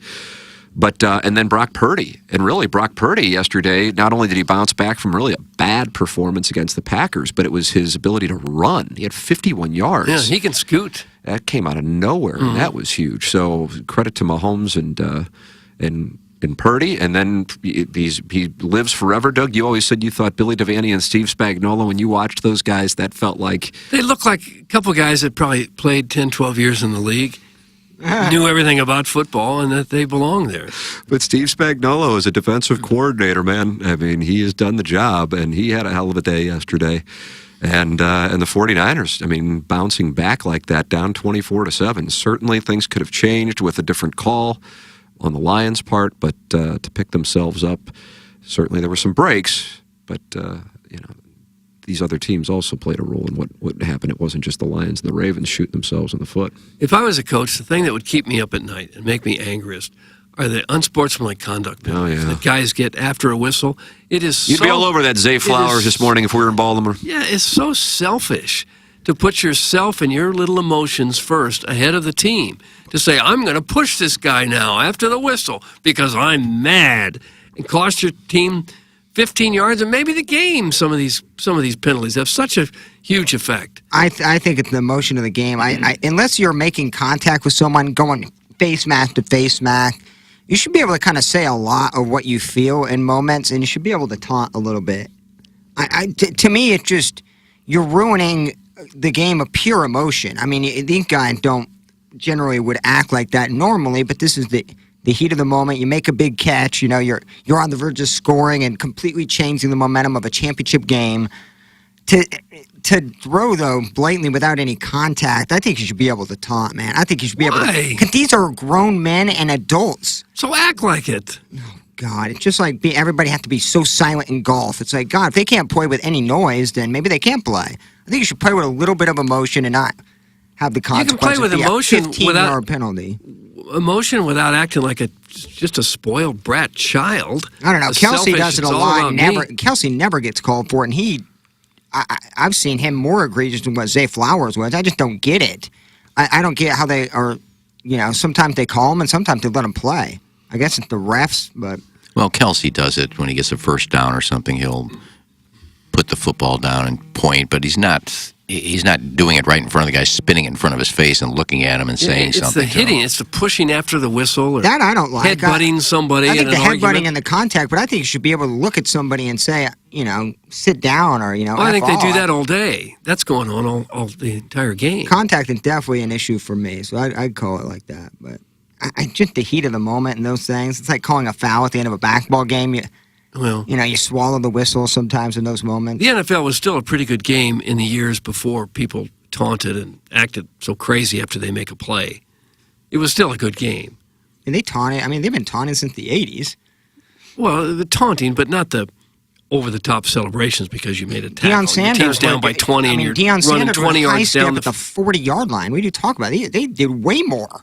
They were able to do way more back then. Oh, they I could don't know. chuck stick guys and basically slide their scrotum over their face They and did they're what getting now? up. The footballs in the 80s and 90s, you were able to taunt and smack talk. You can't do anything of that now. I think they still do that all the time. Like I said, They Deion smack talk Sanders all the would time. literally high step from the 40-yard line and point at a defender. That's not taunting. That is taunting. Yeah, it is. It's They'll get a penalty showboating for and that. taunting. Yeah. But I think I'm sure they're talking and taunting the whole game down there. Oh, yeah. But I'm not against that. I'm against the late hits after the whistle or somebody said something to you after your play, so you walk up and you push them and you get 15 yards. The instigator, That part is inexcusable. I hate, though, that where they get the guy who's not instigating, but the guy who's retaliating. Yeah. Yeah. Well, I think it was Van Noy yesterday did one on Kelsey. Yeah, he did. He got a penalty. And then Kelsey just started laughing his ass off. Yeah. It's like you bait him and then you got him. Yeah. Guys, good news in St. Louis is at least the Dome had a monster truck rally last night. That's from the 314. That is true. It was packed, too, from what I heard. Oh, well, they sell those out usually. Packed. Like the pictures I saw. Where do you suppose they come from to go to that? The hills of Bridgeton. the Ozarks? Damn, Iggy. Bridgeton. If people don't get a chance to go to John's Island, then the alternative is you head on down. I guess. Yeah. Plowsy, watch the Flowers replay. He shoves the defender before getting up and spinning the football. That's from Lake St. Louis Island boy. Oh, yeah, any contact. I thought there was another one he got called for as well, was just talking down to a player. If you make any contact, I'm with you. That's you can't do that. I don't like when you You can't get up and spin the football on the ground and look at your opponent and kind of look they get down away on with them. that. They get away with I've seen a lot of calls now that are on the verge of that, and I don't like that. You should let them play. Well, they did get rid of the celebration rule. You can now do that in the end zone when they go overboard. Doug, with the that. bob and weave was right. That was outlawed. But if you pick up say you recover a fumble, and you're on your opponent's 30-yard line, and you and 7 of your teammates run 70 yards to the other end zone and start celebrating, that's got to stop. Yeah, mugging for the It's just camera. stupid. Yeah. You get a sack with 3 other guys, and you come running out of the pile quickly and start pounding your chest. It was me, I did it. Act like you've been there before. Stop with that. Yeah, I agree. Down I'm not sure that nothing, should be. you hit a defenseless guy and bop him out of bounds, and you sit there and pump your chest. Yeah. You're down 28-0. Get back to the huddle. I don't think that should be a penalty when you're doing that. No, not a it's penalty. Just Just stop it. classless. It's You look like an idiot when you're doing that. 8:23. Let's wrap up the Munganess St. Louis Acura. Munganess Burkhardt, Alton Toyota, 7 o'clock hour. Still so much to get to, including the Design Air Heating and Cooling email of the day. The Blues are on a hot streak, and you were starting to say when they get hot, they will If we win a can baby. just get hot, we can win this baby. And we're hot now, 5 straight. Hoist the chalice. Finish before the All-Star break with a win tomorrow night in CBJ. And, well, how do you do? How do you do? I'm fine. We'll talk it over on that. Plenty of sound of wonderful Francesa clip as well. This is The Morning After, presented to you by Brown and Crouppen. Live from the Michelob Ultra Studios, KPN-TFM HD2, Collinsville, St. Louis. This is TMA All Day. Here's Action Jackson with 3 more ways to get TMA content. Watch TMA on YouTube. Click the bell to subscribe. Download the podcast. Find it at TMASTL.com or wherever you podcast. And check us out on TikTok at TMASTL. Thanks, Jackson. It's the Brown and Crouppen Morning After on 105.7 FM HD2. Biggie's Restaurant and Bar has been a staple of the community for over 30 years and is serving your favorites like the steak sandwich, waffle fries, and so much more. It's not just the food that's rocking. With a full bar and patio, Biggie's is the perfect spot for lunch, dinner, and a little laughter. Biggie's original hours are back. Open 11 a.m. till midnight, Wednesday, Thursday, and Sunday. And 11 a.m. till 1 a.m. on Friday and Saturday. Check out the full menu at biggiesrestaurant.com and stop in today. Rosalitas know that a fun happy hour and scenic patio go together like fresh guac and chips. So take advantage of their covered patio this fall and winter at their De Pere location and enjoy happy hour specials Monday through Friday from 3 to 6. Their sparkling margarita is made with Chambord raspberry liqueur and topped with a bottle of Rosé Prosecco. They also have a variety of delicious margarita flavors, including mango, pomegranate, and blood orange, all made with top-shelf tequila and Cointreau. With phenomenal service, great margaritas, and a breathtaking atmosphere, there's always a reason to come to Rosalitas. Bet like the pros with the world's largest sports book right at your fingertips. Circus Sports is now available in Illinois. Hi, I'm Derek Stevens. I've been a lifelong sports bettor, and I'm the owner of Circus Sports. We're excited that the Circus Sports app is now ready for action. Experience big app bets with high betting limits, tight money line splits, and more. Now you can download, fund, and bet like a pro from anywhere in Illinois. Download your new bookie today at circusports.com. If you or someone you know may have a problem with gambling, call 1-800-GAMBLER or text ILGAMB to 833-234. Chow Chow on the Hill is your one-stop shop for all your pet supplies. As soon as you walk through their doors, you and your pet are considered family and treated with superior service and personalized attention. Jessica is the owner and is a certified pet nutritionist and is passionate about educating her clients on the product that will keep your pets happy and healthy. My favorite part about Chow Chow is its connection with All Paws Safe Haven, an organization that helps shelter animals find forever homes. To learn more about Chow Chow, visit CIAOCHOWSTL.com or stop by and tell them Plowsy sent you. You've heard us talking about Mark Hanna from Evergreen Wealth Strategies. Mark and his team provide a personalized, holistic approach discussing cash flow, liquidity, debt, investments, insurance, taxes, and they pull it all together into a strategy that fits for each individual client. Start the new year off with a judgment-free conversation with Mark Hanna. Visit evergreenstl.com to learn more. Mark Hanna offers securities through Equitable Advisors, LLC, member FINRA, SIPC, a broker-dealer.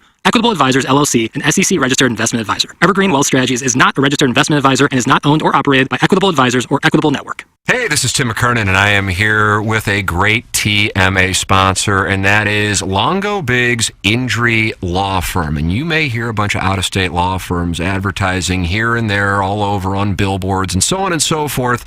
But the thing is, oftentimes their goal is to just settle and move on. And that's not what you guys do. Yeah, this is CD Longo, and you hear us talking a lot about maximizing the value of cases, but what does that actually mean? Well, as Tim said, there's lots of personal injury lawyers in St. Louis, and everyone handles cases differently. We focus on getting the highest dollar amount for your injuries, not just getting a resolution quickly. We're constantly tracking all the settlements and verdicts in the area. This helps us advise our clients on whether a settlement offer is too low.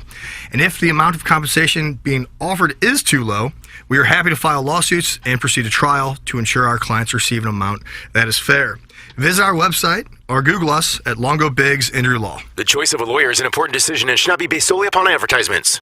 This is wide receiver Luther Burden III. Come support NIL and get a quote from my friend James Carlton. Thanks, Luther. That's right. For every quote you mention, Luther Burden III will make a donation to NIL on your behalf. Getting a quote is easy. Just go online at carltoninsurance.net. Call or text 314-961-4800. If you have drivers under the age of 25, if you're seeing rising rates, give us a call or text us 314-961-4800 or go online at carltoninsurance.net. Let's keep the momentum going. Yeah, that Plowboy's an interesting dude, but he loves animals, and he wants to help adoptable dogs find homes. With TMA listeners, catch Plowsy live on the TMA socials each week, highlighting a dog up for adoption from Open Door Animal Sanctuary in House Springs, St. Charles County Pet Adoption Center, and All Paws Safe Haven. Plowsy's Pup of the Week, brought to you by Chow Chow on the Hill. Everything you need to keep your pet's tail wagging. Find out more at TMASTL.com. Urban Dictionary defines thirsty as purposely, knowingly, and recklessly attempting to gain fame to boost self-esteem. So, are you thirsty? Well, TMA has you covered. Become a part of the TMA Listener of the Month Club. You nominate yourself for a monthly award. And if you win, you get recognition and stuff to help you satisfy that insatiable thirst. We're talking January, February, March, April, May, June, July, August, September, October, November, etc. Go to TMASTL.com or the TMA app. Give us your name, a photo, and other pertinent information. Tell us why you deserve to be TMA Listener of the Month. And if you don't want to use your real name or photo, we don't really care. The TMA Listener of the Month. Get recognized just for being you, or fake you, or whatever. Quenched by Milagro Tequila. Welcome to the brighter side of tequila with Milagro in the morning after on KPNT HD2. Tim, Doug, Iggy, Plowsy, Action Jackson. It's the Brown and Crouppen Morning After. 105.7 HD2.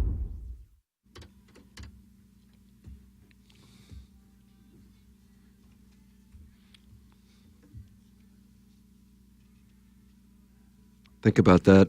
I am. Brings What do a you tear think? to my eye. It's the morning after, and it's presented to you by Brown and Crouppen. Tim McKernan, Doug Vaughn, the Plowhawk, Ken Strode is back. Jackson Burkett got a new haircut. I saw that. He really got it closely cropped. Yeah, faded. Faded. I told Doug, I went to the barber shop. I said, give me the Vaughn. Oh, you saw Jerry the barber? No. Barbers across the metro area know about Doug's verticality. Yeah. So, they You can cut it any way you want to now, can't you? Yeah, I said, give me the Vaughn. They said, say no more. Oh. And then about 20 minutes later, I came out looking like this. Like a Feeling hot great. boy. Feeling great. And now sharing a bunk with Sweet Kai. Yeah, I hope so. Hope that is the case. You going to look for his gape? I guess with a gape, you wouldn't have to look for it. If it was a gape, it would, pretty present. You're sharing a bunk or just an Airbnb? I don't know the setup. I mean, it's an Airbnb we have, but I don't know the room situation. So we'll figure it out when we get there. But you'd be willing to share the bunk proper? Yeah, with Guy. He's my guy. Oh. Does that kind of ruin the vacation? No. Couldn't you could be going almost anywhere, and if you knew, I got to sleep with this guy tonight, it would pretty much ruin the whole trip? Well, When is it okay to kiss a guy? It isn't. Saying sleep with this guy is purposely ambiguous on your part, Doug, and you're not going to sneak that past me. Just because we're sharing a bed or even a bedroom doesn't mean that, any nefarious business will How many go people on. are going? 20. And I always just fought for what I wanted. How many bedrooms? Not positive. I did not book the Sounds like a villa. It can't be a 20-bedroom house. Well, it's definitely not 20 bedrooms, but 8 there's a lot. beds, It's a I Probably huge. not 10. It's huge. probably 4 bedrooms and No. 7 8 to beds 6 to or room. that. It's not 5 4. bedrooms. 5 gentlemen per room? There's not 4 bedrooms. This is not a flop house. Oh, 4 bedrooms. This is hardly a flop house. So funny. It's huge. 4-bedroom house in Scottsdale wouldn't be a flop house. Well, for 20 guys, it would be. No, it would just be crowding into a very nice home. When you go to rent an Airbnb, does it have, in parentheses, flop house?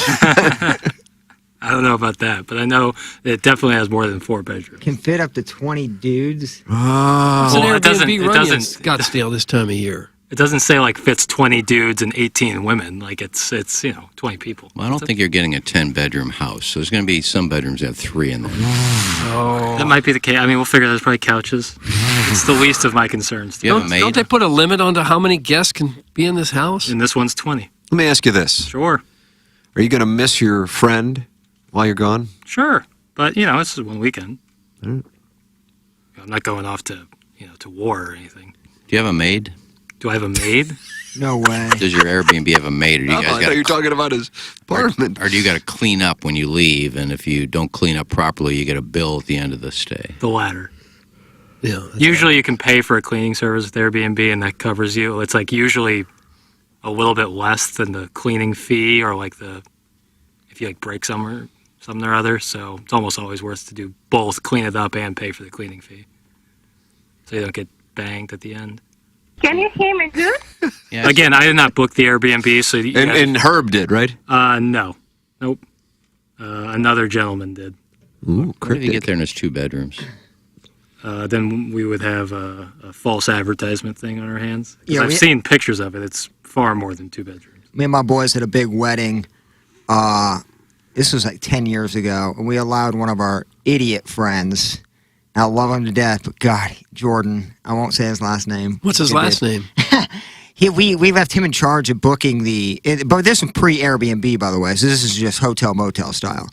And it was literally right next to a very active crack house, and it was the most tense, weird experience of my life. So usually I like to take the reins of that moving forward whenever we stay somewhere. But I'm not saying you're going to live in a crack house or stay in a crack house in Scottsdale. Whatever happened to this Jordan? Where is he now? He's still in Canton, grinding, doing cement work. Flat work. I stayed in one when I was clearing markets for Bunyard. I don't even know what that. I can't even. I have no idea what that means. Steve Bunyard. I was clearing markets. Steve. And it was mostly South Florida, but I had to stop in Orlando to try and get this radio station to pick up Sports Illustrated Golf Plus show. And I always remember this hotel. I went there for a drink one night during the PGA Merchandise Show. It was called Tahitian Village. Oh, is it? Tanya Roberts. And the pool area had palm trees everywhere. And palm ferns? I said, God, I wish you'd stay here. Well, I booked that hotel Where did you? when I went back to clear the markets. And it was pretty much empty. And they put me in the back of the hotel. And the door would barely lock. It was like creaking. You put the latch on, the thing is still opening up. Yeah. And there's a drug deal going out in the parking lot with like 9 people. And there's a fight breakout. I said, "Oh my!" I couldn't go to sleep. I was afraid to go to sleep because somebody's going to break into this place. I was like the only car in the back of this lot. Worst place I ever stayed in my life. Really? The pool was great, but the hotel was just Tahitian Village. I was frightened. I would imagine you down there in South Florida clearing markets. You were slaying the gals 3-4 at a time. I'm still. What's clearing up like a market like? It's getting a station in a market to take a show. Okay. Called Clearing a Market. Steve Bunyard show. Yeah, You're gonna say Sports. you could Me have and Mike Kelly actually. Is that right? Yeah. Tiger Mike Kelly? Mike Kelly was the host of it. But at one time, What Bunyard think when you came back without these markets being cleared? They were all cleared, but he was unhappy with the where I was eating dinner every night. Where were you eating? Oh, I ate a place one night. I think my bill was $150. Why would you do that to Bunyard? Well, it was fresh seafood right on the It dock. doesn't matter what it is. I'm having You oysters. overdid it. Oh, I'd be so pissed about Bunsey. You can't find dinner for $40 or $50 I was bucks. having conch. It was a big night. He said, "Why don't you just get a burger?" I said, "Well, I'm in Florida. I want to have some fresh seafood." But I remember the only time I smashed Jimmy Lipsitz. You know my friend Jimmy Lipsitz. You know him, Doug. They give you 10 nice-sized fritters. Yeah, they do. That's at Guanabanas. I think. Yeah. I Good punched fritters. him right in the mouth one night at spring break. There's 5 of us. Who'd you punch now? Jimmy Lipsitz. There were 5 of us staying in one room. And this is just some rat hole right next to the think it was right next to the elbow room, right on the strip in Lauderdale. Oh, it didn't matter. That was so much fun. You Right didn't on the elbow beach. rooms. Yeah, that's why you didn't care, because you slept in there. That's all you did. Mm-hmm. But there were 5 of us, and 3 of us in one bed. Ah. And Lipsis never took a shower. And I'm not saying anything derogatory. I wouldn't say never, but he didn't take a shower. We got back from the beach all day. We were going out partying, and he just put on clothes and started to leave. I said, dude, you didn't even take a shower? You still got like oil all over yourself. He goes, who cares? We're just going out. Well, we all got drunk. He comes back, and he gets into bed. I said, dude, you got to take a shower before you get in this bed. First of all, you got oil and sand all over. You smell like crap. Go take a shower. He goes, I'm not taking a shower. I just punched him right in the mouth. How'd he take that? I knocked him out, and he just slept on the floor. He was knocked out. Yeah, and he slept on the floor. Well, One punch from a powerful arm like yours, and a gentleman is knocked cold. He was half passed out anyway because he was drunk. And he just fell on the floor, and he slept there. Bloodied? I don't know. Missing teeth? I don't remember. I just know it was the worst night ever sleeping in a bed with all these people. Well, you punch someone in the mouth and knock him out. That's a big punch. Well, I said he was half drunk anyway. It didn't take much to put him out. And again, this isn't a hijack. We were talking about staying in flop houses, 5 to a room. Yeah. I'm not staying 5 to a room. We did have 5 to a room. What was that noise? Jackson, you ready to knock somebody out if they misbehave while you're there? I don't think I've ever legitimately punched another human in the face. No. Probably not going to start with one of my friends. Come on, babe. Put the bag down. You can't make me put this thing. Don't get. Oh! That's what it sounded like when he passed out on the Fly floor. on the wall. That was a nice callback, Flo. Take a shower, babe. Perhaps the greatest moment in local news history, right there. You might have you got $1,000 now for the 23andMe, right? You've gotten that money, correct? Jackson had like an envelope, like we it was did like get it. Goodfellas in here on Friday. Now we just need that guy to send us the free thing he didn't use. I'm picking it up from him this afternoon. Yeah. You got to $1,000, huh? You did. You got it. You got a Jeezy. Wow. So when is this going to happen? I don't know. Whenever I get it, I get it. Well, you have to go through with it now. If people Yeah. came through with the money. Can you imagine? Oh, I hope you don't. I said I I hope would. people forget.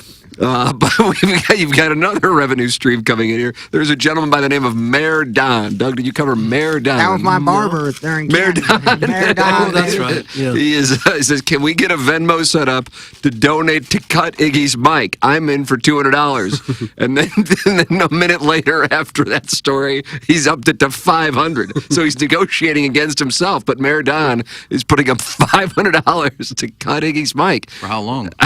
Mayor Don, these are your terms. You can call in 636-9004-TMA or continue to text into the Jeff Lotman Compass Realty text inbox 314-881-TMA5. Jeff Lotman's online at JEFFLOTTMANN.com if you're looking to sell or buy a home. So here we go. Another revenue stream coming in. Yeah, I mean, we're getting ready to talk blues. You won't hear anything out of me then. So how long do I have to not talk? Well, you can chip in. I didn't see the game, so I'm not going to pretend like I watched the game and can break down a blues I didn't see win. it either, but I'll bluff my way through it like I did.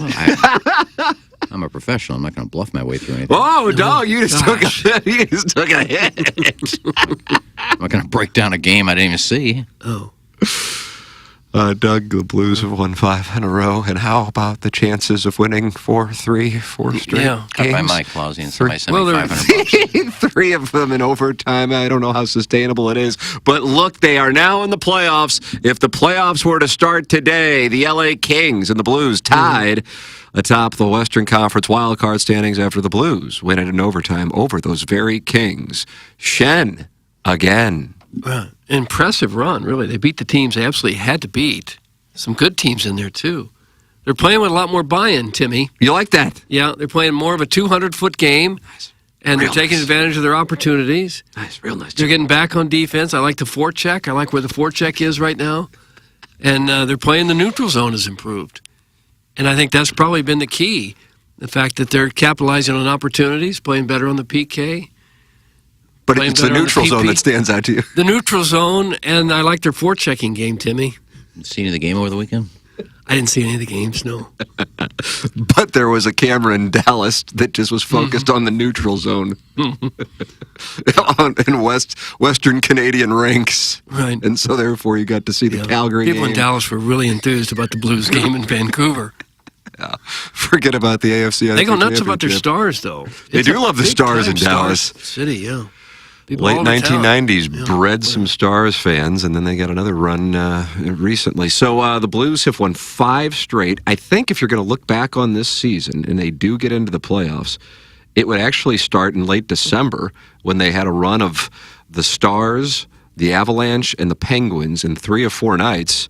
And while they lost those games, they were able to hang with those teams. And you're like, okay, well, maybe they'll just pack her in. And then they kept playing against some tough teams, beat the Canucks, best team in the NHL. That was on the 4th, much less beating them again. And then they had that run of Eastern Conference teams and picked up 3 points, beating up on the Rangers the night of our, I feel like we had an event on the 11th, but maybe we didn't. The Rangers, 5-2, and then game they should have won against the Bruins. And here they are with 5 straight now and atop the Western Conference wildcard standings. How do you do? Well, I'm fine, and so is the club right now. I like the way the goaltenders are stacking. Yeah, the you got pads. How about Hofer getting the start yesterday? Kind of a surprise there, but that's it's kind of the strategy Bannister's employed. It was a bit of a surprise that Hofer got the start, but right now that's kind of the strategy that Bannister is employing, and that has helped him, Timmy. When you talk about hockey, you call people by the Timmy and Duggar and Plauser.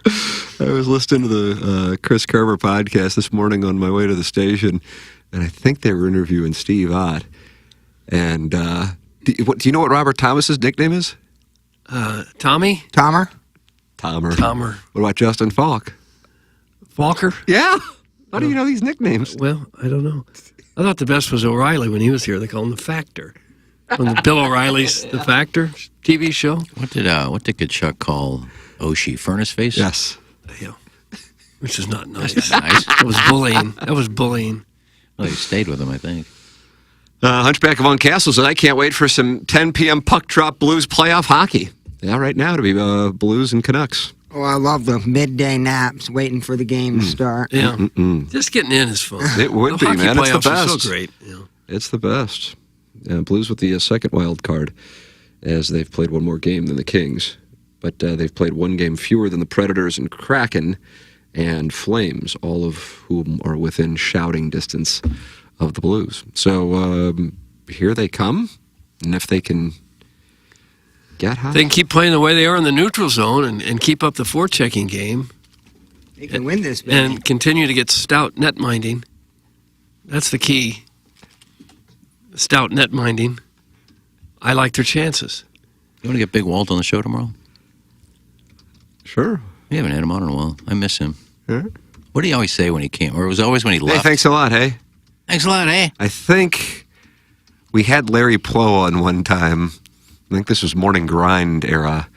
And kind of were asking him some direct questions, and he got a little uncomfortable with it. And then he goes, okay, thanks a lot, eh? I know Walter heard that. I don't know if he was a fan or not, but every time, I think if we had him on tomorrow, I think he might say that. Larry Plow used to send me and everyone else who was a regular covering the Blues back then a thank you letter every year when the season was over. Thank you so much. He was really a kind guy who many Blues fans hated. Yeah, and they wouldn't have. Had they gotten to know Right. him, they wouldn't. But he made some moves that were unpopular, but it couldn't have been a nicer guy. Wait. The $1,000 was given to Iggy before he took the DNA test? That's from Mr. Licks, and it sounds like he's launching an investigation. Well, you didn't donate any of it. Don't worry about it. He's on the show every day. Like, can't avoid these sads. But the testing will go through, right? Why wouldn't it? I don't know. People are concerned. I got nothing to hide. You're not going to find out I have any kids. I don't know. It's kind of a waste. I don't know. What happens if you have, like, you come to find out you come from hundreds of millions of dollars? Wow. And you got a stake in that claim. Oh, that'd be great. That'd be awesome. And if I find out I have any kids, I'm not going to call them. How would your DNA tell you that? I don't How think would they'd your tell DNA that. know the bank account of long I don't know how the DNA finds Well, out. I'm not any of these saying, things. hey, you're rich, but what if you find out that, you know, your great aunt Betsy was I don't know, she had Beethoven's. Well, they can't possibly tell you that stuff. I don't know how any of it works. I don't know how they can put my DNA in. They got the DNA of the entire world. Hey, you got a cousin who lived in Lithuania back in 1426. How do you know that? You got the DNA of this person in Lithuania? DNA on your chest. No. Yeah, some of it I have questions about also, how you know where the people lived. And Mitch Kumstein has the answer. What's that? He's got the DNA test. Mitch Kumstein's DNA test company. I don't know how DNA tells you someone's address. Is it used? You imagine what one did you use? Oh, the Kumstein. Obviously. Yeah, I mean, I'd like to know why the guy put $500 in to find out if I got any kids. It's your kid. Gosh, what if you do? 12 of them just running around in Feel different bad for them. states. We've got another offer now for $500 from somebody in addition to Mayor Don. So that's now $1,000. Starfish Street says Mayor Don is onto something here. Can we just fund Boots' early retirement so we never have to endure this mind-numbing babbling? That's from Starfish Street. Gosh. So they're raising funds in the Jeff Lotman text inbox. That's $1,000, Iggy. I don't know if these guys are Venmoing it or what. Quit? To just cut your mic. How much would it take for you to get to retire if money was raised? 8,000, I guess. We established that figure I already. said 8,000 would be some money in the bank that I wouldn't have to worry about bills for a while. Yeah. 50,000. Can't retire on 8,000. What would you do with 50,000? Yeah, what about that? Somebody handed you 50,000 cash and said, "Hey, go kick rocks. You have to go hang out in Maryland Heights apartment all day." That'd be good for a year or two. Yeah, give me 50,000. I'll quit. You would quit for 50 big ones? Can this be real? You wouldn't quit this shit. No, I love my job. Yeah. You're gonna say this is your home. I think even if I had enough money to retire, I probably wouldn't because I'd be bored. Yeah. I mean, the funnest part of the day is coming in here for 3 hours. The rest of the day is just kind of boring as hell. How about that, Doug? How does that make you feel? And we owe it to people to give them the hygiene tips. Oh, if I got 10 milli, I'm gone. You'll never see me again. That would do it? You'll never see me again. Yeah. Well, that would do it. You could retire up at 10 million. You could invest 4 of that and have that grow and have 6 million. I mean, that 10 would do it for me. Be out. But also, you'd find hobbies. I mean, I'd probably golf 6 days a week. Would you? Yeah, you find things that are a little bit less stressful in your life, that are more guaranteed assurances of returns on your investment if you decide to still work. Yeah. Well, you'd be a high net worth individual. Although I saw on Jeopardy the other day, you have to have 30 million now to be considered an ultra high net worth individual. I see that. 30 million net worth is the ultra high net worth? Ultra high net worth. 20 million? Poor. Yeah. Try harder. Mm-hmm. So, you think there's any chance that someone drops this kind of money on us for no reason? Zero. What brought this up? Oh, the DNA test revealing he's like from an Arabian prince. I just don't know how DNA tests can tell you someone's address from years ago, where they lived. Scissor Me Timber says he's going to put in money as well. Okay. Look, things are starting to happen here. So what are they calling the retirement I don't fund? know. On I don't know. They're just texting in that they're going to do it. I don't know if there's really any of you signing an agreement or anything at this moment. I mean, Iggy, you got to be excited about these streams of revenue coming in. How soon do you think we can get this testing started? Tomorrow. Really? It works. I'm picking up the thing for Mitch Kumstein today. Oh, you going to Kumstein's? You going to the Kumstein house? That's right. You going to the office or the Going to pick it up, and I guess we can do it tomorrow. Do I have to masturbate in this thing? No. Could you imagine Saliva, that being come on. one of the criterias? You have to. That's a sperm in the bank. in that bathroom to where people poop. If you'd like to. It's up to you, but spit will do. Gosh. But if you'd like to masturbate into it, you're welcome to. Can you imagine if somebody clueless actually thought that? Like, what do the workers? I guarantee someone's done that. Yeah, like, what do the workers do? Like, they get to their job every morning and they have like 8 boxes apiece that they have to open up and put under a swab. Double glove. Oh. That's a lot of money to spend just to mess with somebody when they open it up. Wait till they open this up. Oh. I think they might do it like legitimately, like they think that's the process. No, I'm with that, Jackson. I guarantee there are people didn't read. They just saw the tube.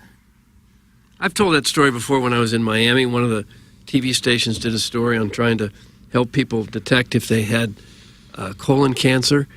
And there was a home kit that you use to take it said just take a tiny smear of a stool sample and send it in, and they'll send it to a lab, and if you've got it, they'll let you know. They thought they were saving lives.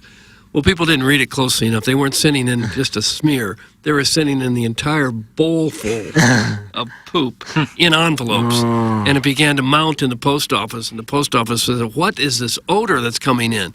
And they had to shut the place down for a while and say, please stop I think sending this even stuff. this little smear is a bad idea. The smell Well, I of guess that. that's, at least back then, that was the technology. That's what they had Who would to do. fill it up? I mean, they're not sending you bowls. They sent you a little kit for all this, Yeah, how you a were supposed to swab. use this. But yeah, people weren't using a swab. They thought, well, if the swab is good, an entire turdule would be even better, right? And Nobody's doing that. they did it. They did it. And they had to shut the place down for a while. I know they just want to swab. I'd rather just take a dump in the envelope.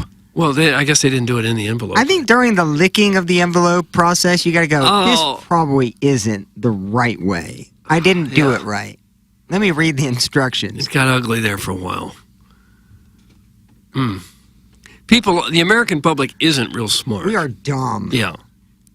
I'm probably in that boat, too. Yeah, but we're I'm not probably all- sending poop in the mail, No. dumb. Well, I'm happy with the money. I just don't know why anybody would be interested to see if I have a kid or so. And if it says I have 2 kids, I mean, the kids aren't going to know. They're not reading it. Well, we could contact them. Maybe put a video together of your reunion. would. Well, that'd be fun. Mash up a little bit of Iggy's postcards. Audio The chances are I postcards. send probably them. didn't even remember the mom. It'd be funny to see 3 or 4 people now in their 30s and 40s that look exactly like you come into the station, talk it over, mash it up. I guess we could call the kid and say, hey, we did a DNA test. I found out your dad. You want to come into St. Louis and come by the studio? You want to do a sound? Pepper and Genie. You want to do a sound story? I mean, give you a little story of my life. Bring your own bottle of water. Ask if you've ever been cooked.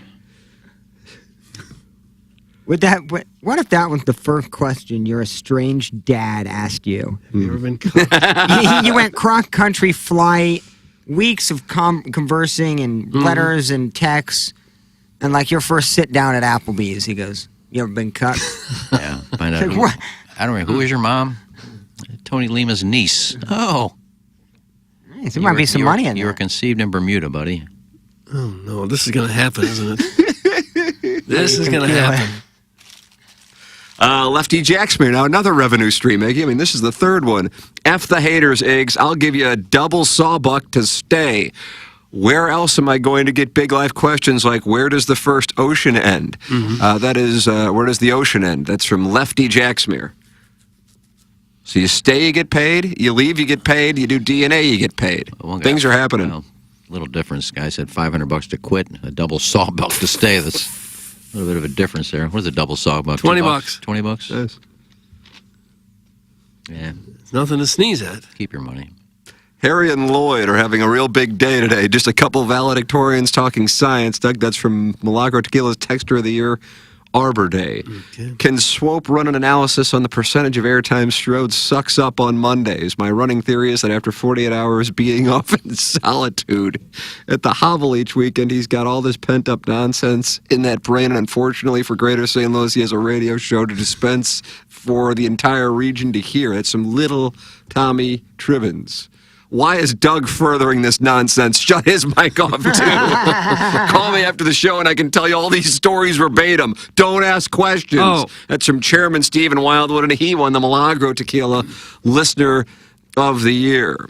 Sounds like Steve's in for a sawbuck. Yeah, I mean, everybody is contributing funds here in some capacity. You can contribute funds by sending it to @TMASTL. That is the Venmo account. And then, of course, text in to the Jeff Lotman text inbox, 314-881-TMA5. And email in for our Design Air Heating and Cooling email today, the morning after, at InsideSTL.com. Jackson, why don't you tell people where they can wager on this upcoming game between the Kansas City Chiefs and the San Francisco 49ers? Well, Tim, you can bet on this big game with the Circa Sports app. Bill. Because the world's largest sports book in Las Vegas is now in Illinois. That's right, the Circa Sports app is sports betting the way it should be, with big app bets, high betting limits, tight money line splits, and the best customer service around. And of course, the Circa Sports app is available in the great state of Illinois. So check it out. Visit circus.com For more details and get ready to start betting like a pro, the big game is set between the Chiefs and the Niners. You can bet on that with the Circus Sports app. If you or someone you know may have a problem with gambling, call 1-800-GAMBLER or text ILGAMB to 833-234. There it is. And if you are looking for, if you are injured in a car accident and you need an attorney, you need the best one you can find. If any of my family or friends are ever injured in an accident, I want them to call Doug Biggs and C.D. Longo at Longo Biggs Injury Law. For nearly 10 years, Doug Biggs and C.D. Longo have been recognized as the top 40 under 40 personal injury lawyers by Super Lawyers, the National Academy of Personal Injury Attorneys, and the National Trial Lawyers Association. In a personal injury case, there can be a substantial amount of money on the line, and these guys know how to get you every last dollar possible. They're smart, they're tough, and they are aggressive. They routinely get high-dollar settlements, $100,000, $500,000, $1 million settlements. You name it, they've gotten it while fighting for their clients. Doug and CD are local. They're TMA listeners. They're St. Louis natives. They're friendly, professional, and most importantly, excellent personal injury lawyers. They are online at longobiggs.com. LONGOBIGGS.com. That's longobiggs.com. Remember, the choice of a lawyer is an important decision and should not be based solely on advertisements. We are approaching the top of the 9 o'clock hour. We'll close out our 8 o'clock hour. Send your emails in for our Design, Air, Heating, and Cooling email today, the morning after at InsideSTL.com. Jackson and I will head down the hallway at 10 o'clock. We think they'll be happy, but maybe they won't be. Who knows? I don't know. Until you get there. With the Blues on a winning streak and the Chiefs winning, I would think that would be peak happiness, but maybe I'm off the They mark. have to love the way the Blues are playing in the neutral zone. That neutral zone. Yeah. The Dallas neutral zone, Cam? Yeah, that's the kind of thing that they'll be talking about. Yeah, well, and they'll be thrilled with the play there. Jeremy Rutherford with us at 10:45. Then Jackson and I come back into the studios here and do QFTA, youtube.com/TMASTL. Any question you ask, we answer. T. McKernan at InsideSTL.com. Erotic stories, criticism, hate mail, it's all welcome. T. McKernan at InsideSTL.com for QFTA. We will take a commercial break, come back with our 9 o'clock hour here on the morning after, presented to you by Brown & Crouppen. Here's Action Jackson with 3 more ways to get TMA content. Watch TMA on YouTube. Click the bell to subscribe. Download the podcast. Find it at TMASTL.com or wherever you podcast. And check us out on TikTok at TMASTL. Thanks, Jackson. It's the Brown and Crouppen Morning After on 105.7 FM HD2. Urban Dictionary defines thirsty as purposely, knowingly, and recklessly attempting to gain fame to boost self-esteem. So, are you thirsty? Well, TMA has you covered. Become a part of the TMA Listener of the Month Club. You nominate yourself for a monthly award. And if you win, you get recognition and stuff to help you satisfy that insatiable thirst. We're talking January, February, March, April, May, June, July, August, September, October, November, etc. Go to TMASTL.com or the TMA app. Give us your name, a photo, and other pertinent information. Tell us why you deserve to be TMA Listener of the Month. And if you don't want to use your real name or photo, we don't really care. The TMA Listener of the Month. Get recognized just for being you, or fake you, or whatever. Quenched by Milagro Tequila. Welcome to the brighter side of tequila with Milagro in the morning after on KPNT HD2. Rosalitas know that a fun happy hour and scenic patio go together like fresh guac and chips. So take advantage of their covered patio this fall and winter at their De Pere location and enjoy happy hour specials Monday through Friday from 3 to 6. Their sparkling margarita is made with Chambord raspberry liqueur and topped with a bottle of rosé prosecco. They also have a variety of delicious margarita flavors, including mango, pomegranate, and blood orange, all made with top-shelf tequila and Cointreau. With phenomenal service, great margaritas, and a breathtaking atmosphere, there's always a reason to come to Rosalitas. Biggie's Restaurant and Bar has been a staple of the community for over 30 years and is serving your favorites like the steak sandwich, waffle fries, and so much more. It's not just the food that's rocking. With a full bar and patio, Biggie's is the perfect spot for lunch, dinner, and a little laughter. Biggie's original hours are back. Open 11 a.m. till midnight, Wednesday, Thursday, and Sunday. And 11 a.m. till 1 a.m. on Friday and Saturday. Check out the full menu at biggiesrestaurant.com and stop in today. Chow Chow on the Hill is your one-stop shop for all your pet supplies. As soon as you walk through their doors, you and your pet are considered family and treated with superior service and personalized attention. Jessica is the owner and is a certified pet nutritionist and is passionate about educating her clients on the product that will keep your pets happy and healthy. My favorite part about Chow Chow is its connection with All Paws Safe Haven, an organization that helps shelter animals find forever homes. To learn more about Chow Chow, visit CIAOCHOWSTL.com or stop by and tell them Plowsy sent you. I get asked all the time by people, if I'm in an accident, what should I do? And while yes, you should call the police, exchange insurance information, and take pictures of the scene, all those things are important. But the most important thing you need to do is hire a personal injury lawyer. This is Doug Biggs from Longo Biggs Injury Law. And if you've been hurt by someone else's negligence, don't take on the insurance company yourself. Insurance companies have teams of people and a playbook designed to keep you running in circles so they can pay you as little money as possible for your accident claim.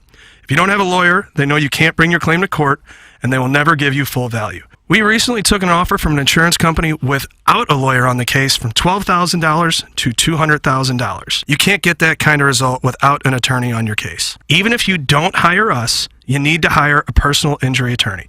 Check us out online at longobigs.com. Notrolls is a local family-owned business that takes pride in offering all-natural dog treats crafted with minimal ingredients and bursting with flavors such as peanut butter, chicken, and pumpkin. Their dental chews are designed to promote thorough teeth and gum cleaning, and the rawhide-free chews are gentle on dogs with sensitive stomachs. Visit Notrolls.com and enter the code TMA at checkout to enjoy an exclusive 15% discount along with free shipping on orders over $30. Don't miss out on these fantastic savings. Go to GNAWTURALS.com and apply TMA at checkout. When we think of a real estate agent, we think of somebody simply selling our home or finding us a new one. I mean, they're all the same, right? Okay, here's the comps. We'll take some pics, we'll post them, and I'll get back to you, okay? A home is life-changing, and your real estate agent should reflect that. Honesty, integrity, and someone who will go above and beyond to make your dreams come true.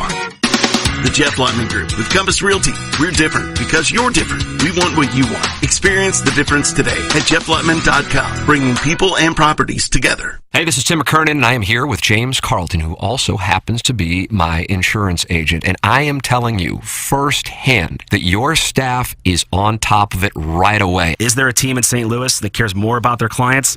And I'll double down that there's not. What we do on a daily basis is coach and educate our customers on available discounts and the appropriate coverage to match their needs. I can tell you firsthand the best, and I'm so happy I made the switch. And when you switch, they do all the paperwork for you. It's James Carlton, 314-961-4800, or go online at carltoninsurance.net. Yeah, that plowboy's an interesting dude, but he loves animals, and he wants to help adoptable dogs find homes. With TMA listeners, catch Plowsy live on the TMA socials each week, highlighting a dog up for adoption. From Open Door Animal Sanctuary in House Springs, St. Charles County Pet Adoption Center, and All Paws Safe Haven. Plowsy's Pup of the Week, brought to you by Chow Chow on the Hill. Everything you need to keep your pet's tail wagging. Find out more at TMASTL.com. Live from the Michelob Ultra Studios, KPNT-FM HD2, Collinsville, St. Louis. This is TMA All Day. It's the Brown and Crouppen Morning After. KPNT-FM HD2, Collinsville, St. Louis.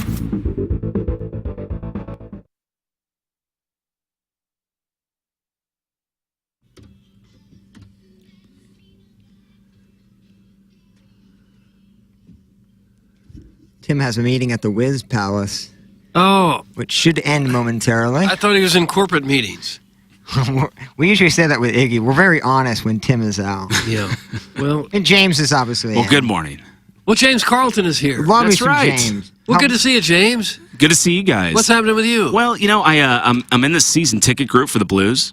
And we meet in September, and we split up the games, and we go in a draft order. And my first pick in that season ticket draft was yesterday's game. It was a day game. I could bring my family to it, and it's my wife's birthday. Oh, and you saw a great game. But I didn't know it was going to be on Championship Sunday at the time I picked it. So I was kind of, you know, I was distracted during the Blues game because I wanted to see what was going on with the Ravens and Chiefs. I just love football so much, and since it was my wife's birthday, after the game, we went out to dinner. So I didn't get to watch a lot of Championship Sunday, but obviously I was really disappointed to see what happened to the Lions. I think everybody outside of San Francisco was rooting for the Lions. My goodness, I mean, they haven't won anything in my lifetime. I would imagine most of the bets were on the Lions. You think so? I would think. Where do you think, with that 2.5 spread, the Chiefs being underdogs early on, I mean, that... I see 1. You see 2.5? Yeah, 2.5 is what I saw this morning. Okay. I think that's going to be hammered on the Chiefs, don't you? I mean, the Chiefs seem unbeatable right now with the way their defense is playing, and Mahomes and Kelsey have found that magic again. Niners are pretty good. They are, obviously, good. yeah. I would tend to agree that there would be more action on the Chiefs, but I don't know. Oh, while you're looking that up, I got to issue a statement. A couple weeks ago, I was in here, and we were talking about the freezing cold game. I said that my sister went to that game in sub-zero temps in Kansas City just to be around Taylor Swift. Really? And she put a finger in my chest and made it clear that she's a huge Chiefs fan. That was not her motive for going there. So I apologized to my sister, and She was upset wanted by to it. get on the record. Yeah, she's a big Chiefs fan. She didn't want to be considered a lightweight Swiftie follower. That's right. And evidently, if you go to the grocery store around town, I guess this is St. Louis's team. I think it is. James, Yeah. I can't do It's that. unbelievable. Their merchandise Jackson's doing is great everywhere. work on the St. Louis Starter Packs account with that. It is unbelievable. I mean, you see more Chiefs stuff than you do Blues stuff. I had it. sometimes. We had our son's second birthday party yesterday. Well, happy birthday. Oh, thank Yeah, I you saw the so much. picture. I'll pass it along. And my mom's like, "Oh, I hope the Chiefs win." I go, okay, I did on the show. Like, it's fine. What are people? Doug, we don't kink shame and we don't fan shame. I kink shame. I don't fan shame. But I'm disappointed in my mom for not following the situation that took place 8 years ago with Clark Hunt and the strategy. But hey, if she wants to pull for the team, God bless everybody. To each their own. To each their own. But for me, I can't get past that. But whatever. I think people just love the NFL so much. They want to have a rooting interest. Well, her reason is, and I think this is the reason of a lot of people in the St. Louis area, is, well, they're from Missouri. That's the reason. Even though, depending on where you live in the metropolitan area, you could say Chicago's closer, Indianapolis is closer, depending, again, where you live in the metropolitan area. But whatever. Doesn't matter. I don't care. The Kansas City has passed St. Louis. Stan Kroenke won. The fight is over. People will be excited about a UFL team in 2 months. Yeah. And there was a monster truck Where we rally are. where the Rams used to play. Right. The Other game's than that, over.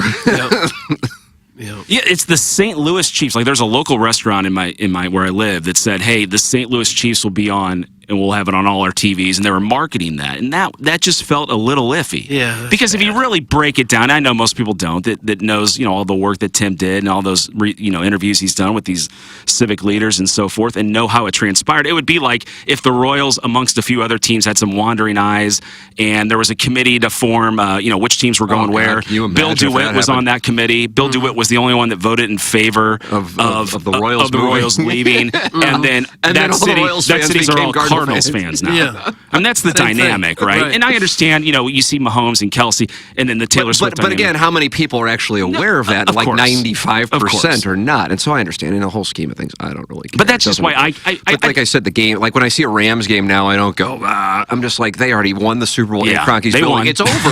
They won. Like they can lose to the Lions 2 weeks ago and say, F you, Kroenke. It's like, he won, man. He wasn't even Right. thinking about this. Right. He wrote a check that was like a rounding error for him to be able to triple his franchise's value and be a god in Los Angeles. It's over. And I'm amazed as somebody who used to watch Kansas City area people have this thing with St. Louis, which I wasn't even aware of until I went to Missouri, and how now it's come full circle in that St. Louis people now either really cheer for the Chiefs, but really more so now hate on the Chiefs and hate on Kansas City, or hate on Chiefs fans, which was what I used to see when I was in Columbia with Chiefs fans or Royals fans hating on the Cardinals. Right. Like it was Yeah. not now the I remember inferiority that. complex is like I'm watching the teeter-totter move the other direction. Yeah, you referenced It's so watching sad. that Braves series in '96 in Columbia. Yes. Yeah. Yes. When the Cardinals had a 3-1 lead on the Braves, did you cover that? Did you go to Fulton I did, County for yeah. that? What a debacle that was. Donovan Osborne had a great start, but Well, I remember going into the locker room. I was the first one to talk to Tony La Russa after they'd lost, I think, Game 7, 15-0. so it was tough to come up with a good what was your first question? You asked the question? I think was it was Calvin? something like, My fly's open. I hope would you everybody say got a rough night for your ball club, Tony? I said something like that. But the Chiefs were playing a Monday night game, yes. I guess. Oh, yeah. and we went to Willie's, Yeah. which is, of course, still there. And just kind of thought it was without saying that the Cardinals game would be the game. And it was like the Bloods and Crips. And it's like, and we just go, let's just get out of here because these people are so, like they couldn't believe the idea of a Game 7 of the NLCS would supersede their October Chiefs Monday night game. Yeah. And so whatever, and then they're, well, of course, cheering for the Braves. So you just go, okay, whatever. And now I see this and I'm just like, all right, whatever. You reach a point in life and you just go, okay, I'm not going to. I don't. I just, if anything, it kind of makes me sad to see what is now called popular and or in vogue in St. Louis, while the city that used to have an inferiority complex with us continues to go to Super Bowls.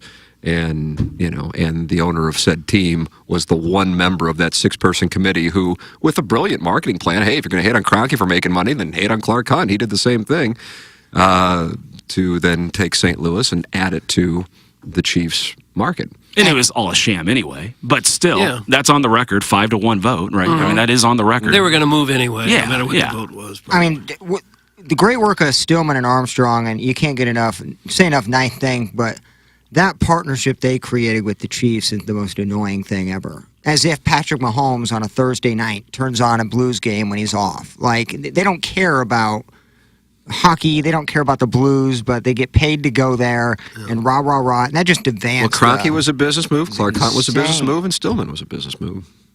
I don't think the Blues have capitalized on a market in Kansas City. None. That's what I'm saying. Who but it wins? was, and I don't think that like St. Louis area fans became Chiefs fans because Kelsey and Mahomes showed up in 2019, or the Blues skated around Right, with Chiefs yeah. helmets one day.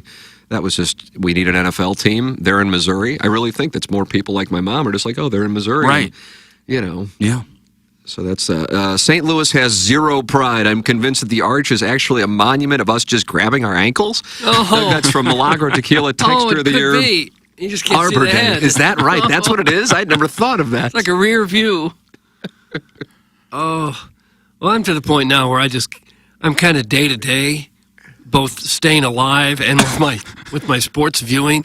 And if I find something entertaining, that's enough for me. Yeah. I don't overthink it. If Your the tee to Chief- green's pretty good, though. It's been better. Strokes yeah. gained. Yeah, I think Yeah. you and I would be a great matchup. I had the same issue. Tee to green, I'm fine. I am a mess around the green. Yeah, I am too. I'm just a mess. It's embarrassing. That's kind of fixable, though. So, if there's a trait to not have, I was going to ask that you, would be, so family golf, where do you go for the short game? I it's always just gold. go to... So you don't know where it is, then? No. So if you're facing the pro shop at Family Golf, whereas the range is right behind you and the pro shop is in front Got of you, it. it's on the left. Just around the corner there? It's not even around the corner. You can just see it straight down, and it's a 100-yard green. Doug, we'll see each other out there It's later. like something wonderful. Their short game area is like something you'd see at a fancy resort in Florida. Is that right? Yeah. That's, I need to live there. It's up there with including private clubs in the area. Yeah. It's up there with the short game. Okay. For real. I'm talking Yeah. about top tier private areas, private clubs, how good that thing is. And, for every one person who's working on their short game in the Family Golf short game area, I would say, hey, good for Family Golf. They're going to make more money on it. There's probably 50 who are then hitting balls. Okay.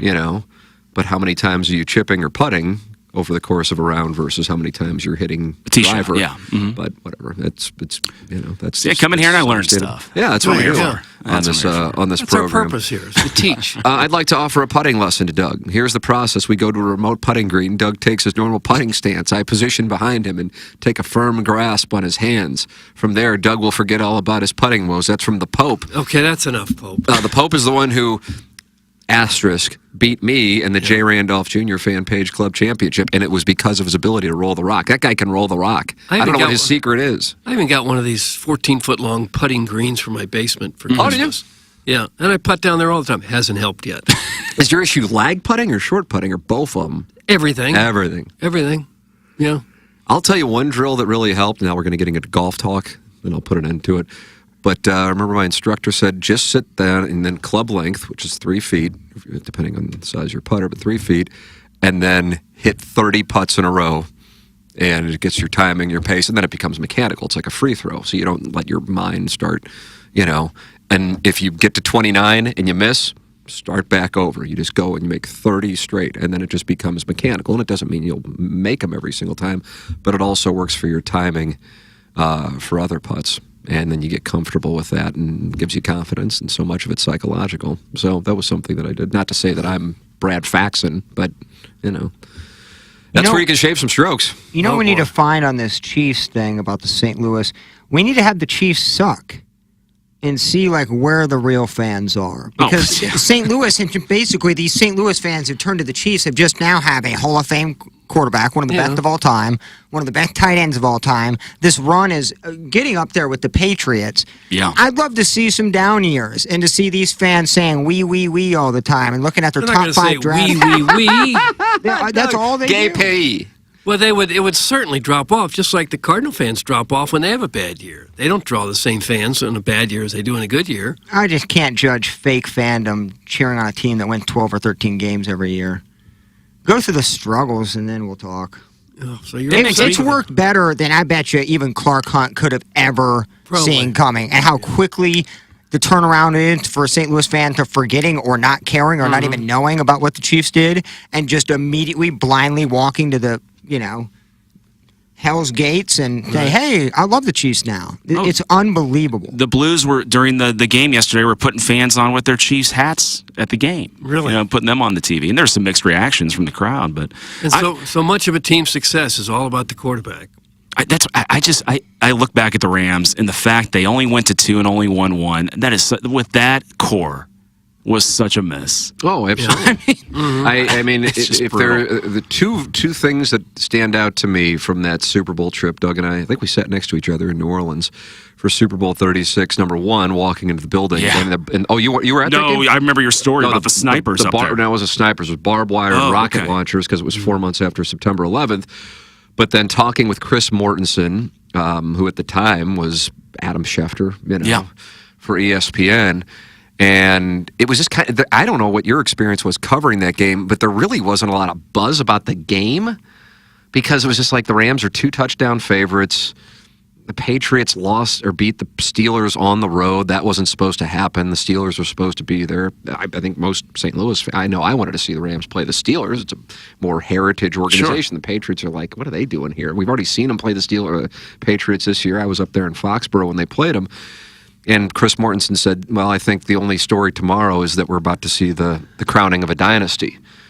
And as I always say, we were. It just was the team that we never thought it was. It was the beginning of a dynasty for the Patriots instead of the one in St. Louis. And then speaking to what I was talking about, Dan Campbell, who to his credit says we may never be back here again. And then what Peter King wrote, making it sound like this will, they'll be back and they have a young team. The Rams, following missing out on that Super Bowl, spiraled the following year, and they were 0-6 to start the season. And a lot of it really wasn't injury related. You saw the Eagles; they started really strong this year, but then faltered in a big way down the stretch. It's tough for a team that comes up in a heartbreaking fashion to return and pick themselves up. And I think there's something psychological about that. So as much as I loved the Lions and was actually really surprisingly upset about that last night when they lost, I'm intrigued to see how that team responds. In addition, because some guys, coaches, and players will be picked away from it after losing a game that they really probably should have won. No team has ever had a 17-point lead in a conference championship game and lost. Oh, gosh. And that team hasn't won a road playoff game since 1957. So I can't imagine what it's like in Detroit today. Was that when Milt Plum was quarterback? I think it might have been Milt Plum. Mm-hmm. And he will join us on Balloon Party. Gosh, I hope he's still around. Well, that's what's going to make it so much fun. Okay. It's the suspense. Well, and you talk about trying to get back. Almost every team is one key injury away from being not the same team they are. You lose your quarterback late in the season or something, and forget it. For sure. And the durability of Mahomes. I mean, has he missed a game in his career? I don't know if he has. Not that I know of. Yeah, I mean, he's unbelievable. He's an easy guy to like and root for. I want to be clear. Yeah, he says all the right things. I have nothing against the players. He plays with a lot of positive energy. That you have a team that's kind of getting into the Patriots era here. For sure. I mean, 6 straight AFC championships, 4 out of 6 Super Bowls. I love when there is like the Yankees, for example, when they were in the midst of their run, the Patriots in the midst of their run, the Bulls in the midst of their run, and then you have a face of that. I mean, don't get me wrong, you have Kelsey as well, but you have Mahomes and you're in the process of watching it, and he's only 28. Mm-hmm. I mean, this isn't like, maybe he's got another year or 2 left. It makes it entertaining. They probably would have won 2 or 3 more games this year if they had a wide receiver. Yeah, and God, I know. Brady didn't have a ton of studs outside of the few years of Randy Moss. And look at Mahomes this year. I mean, these guys aren't doing it with world-class wide receivers. Now, Kelsey's a first-ballot Hall of Fame tight end, but it's amazing. He is. I thought for sure Baltimore was going to take care of him. But I've never seen a team deserve to lose more than Baltimore yesterday. Yeah. I mean, I'm glad they lost. I couldn't agree more with you on that. There's something to be said. I just can't, and there are no stats that can quantify it unless you just look at one loss, but sometimes that's not fair in football. But guys who excel in those situations, and it isn't limited to football, where it was like Mahomes and the Chiefs as a whole, by the way. This isn't one guy when there are 11 out there, especially that offensive line, and what the defense has done. Yeah. But that are calm and confident. David Freese would be an example in St. Louis, and it goes beyond just the famous at-bat against Neftali Feliz in Game 6. It was also the following year against the Nationals where he fought off pitches, and then the Cardinals had that comeback. Jackson and I, when we go NBAing, Robert Horry was a guy that you wanted, and it's like he's not a star, but late in games, he's clutch. Yep. There's something to that. And on the other side of it, in the NFL right now, you have two quarterbacks who are outstanding in the regular season, but who are now becoming famous for failure in the postseason, in Lamar Jackson and Dak Prescott. And there's something to that. Doesn't mean that they can't handle it, but it becomes something where it can build on it. And on top of it, if you have success, you can build on that. And that you can go, okay, we're going to come back. And so now if the 49ers are down, they know that they've done it before, just like Tom Brady and the Patriots against Matt Ryan and the Falcons. So there are traits to that. I don't know if Brady and the Patriots do that if they didn't have that benchmark of success years going forward or behind going into that game against the Falcons. You have confidence that you can come back. And then if you've been shaky before, you start to go, God. I mean, right when, I don't know which one you would pick, whether it be Campbell choosing to go for it and Reynolds dropping the ball on that fourth down or the ricochet ball that Ayuk caught. You kind of had a sense that, oh, crap, here we go. Yeah. At least I did in the moment, and I would imagine a lot of people, certainly in Detroit, did go, oh, God, that was the weird play that is going to now lead to the inevitable, kind of like Missouri fans feel like no matter what, something awful is going to happen until there is a sustainability of... Chiefs fans felt that. It was weird to just say that. I remember going to school in the 90s there. They had some great teams with Montana and Marcus Allen. But they had Marty Schottenheimer. He became known as a guy in the playoffs, both with the Chiefs and the Chargers. Yeah. And I guess it goes back to, he was the coach of the Browns when Elway had the drive, wasn't he? I think he was. I think he was, yeah. So you get those things attached. Or was it the Falcons coach? Dan, what was his name? Campbell? Dan Quinn was the coach. Yeah, was he the coach of the Browns in that drive? No, Dan Quinn. Not Sam Rutigliano. No, not Dan Dan Quinn. Reeves? Dan Reeves is the coach of the Broncos. Maybe that's what I'm thinking of. Okay, yeah. Gotcha. Schottenheimer, I think, was the coach. Yeah, that sounds right. Okay. Kurt Warner had an interesting tweet because I think a lot of people are piling on these quarterbacks that aren't winning. I mean, he left all three of his Super Bowls with the lead the last time he touched the ball, and he was 1-2. So it's not always on the quarterback, right? No, I mean, but they touch the ball every play, and they have the most influence on the outcome of the game.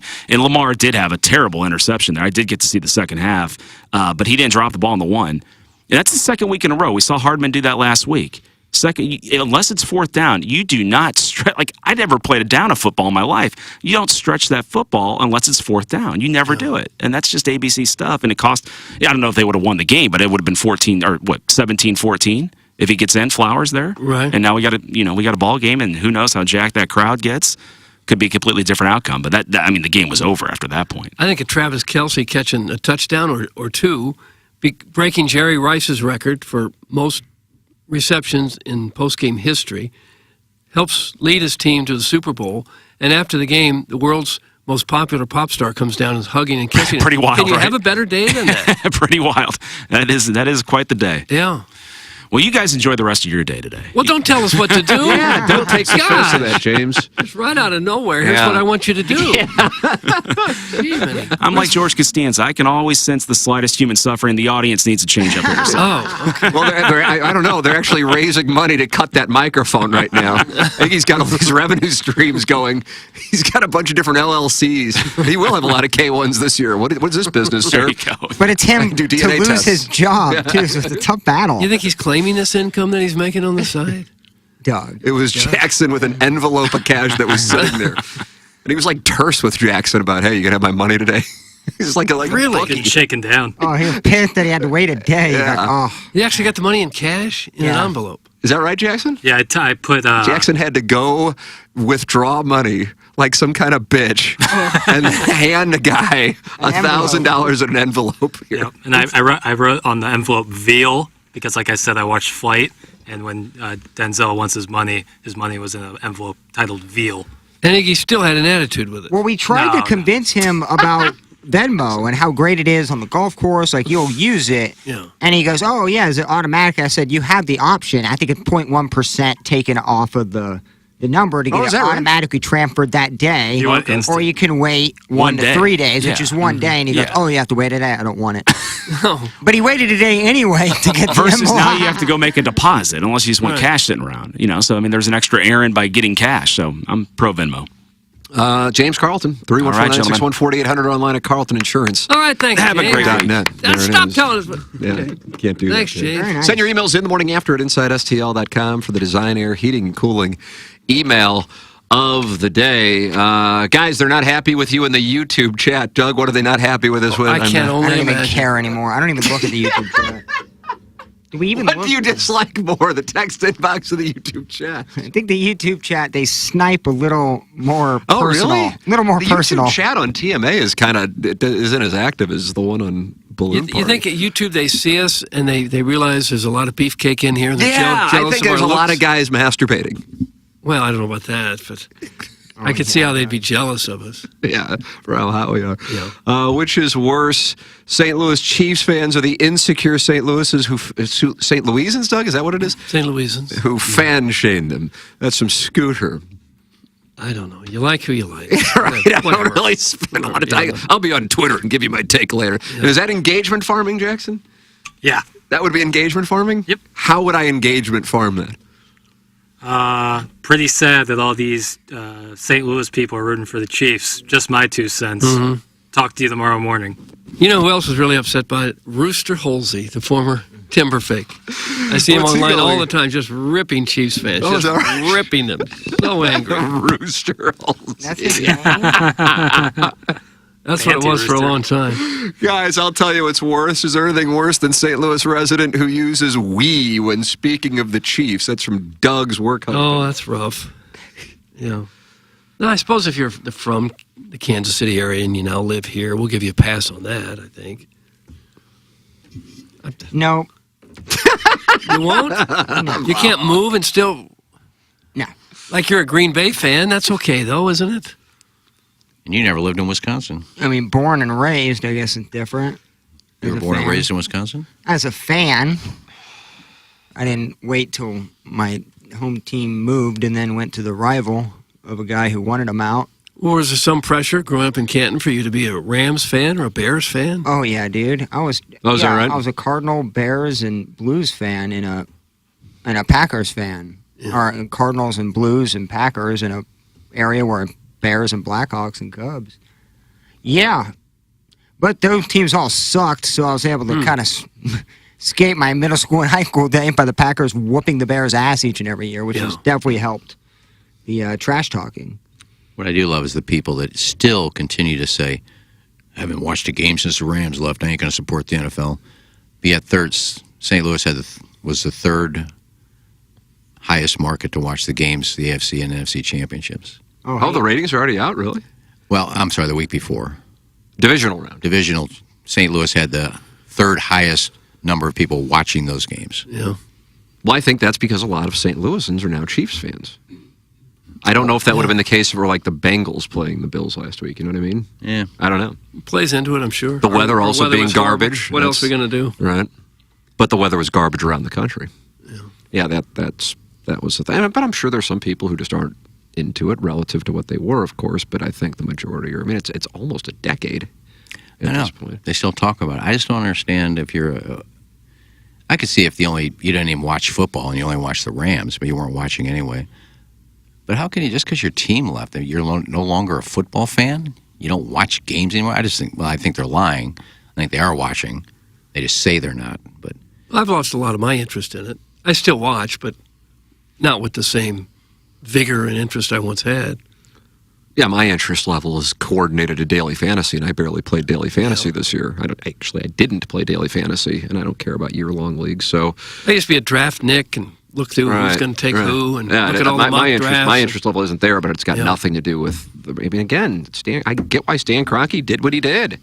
I get why Clark Hunt did what he did. I get why Tom Stillman did what he did. It's all business. So whatever. It's just not not my thing. But again, a lot of that has to do with like PTSD from the mid-1990s in Columbia, Missouri, and I realize most people who are listening to this did not experience that.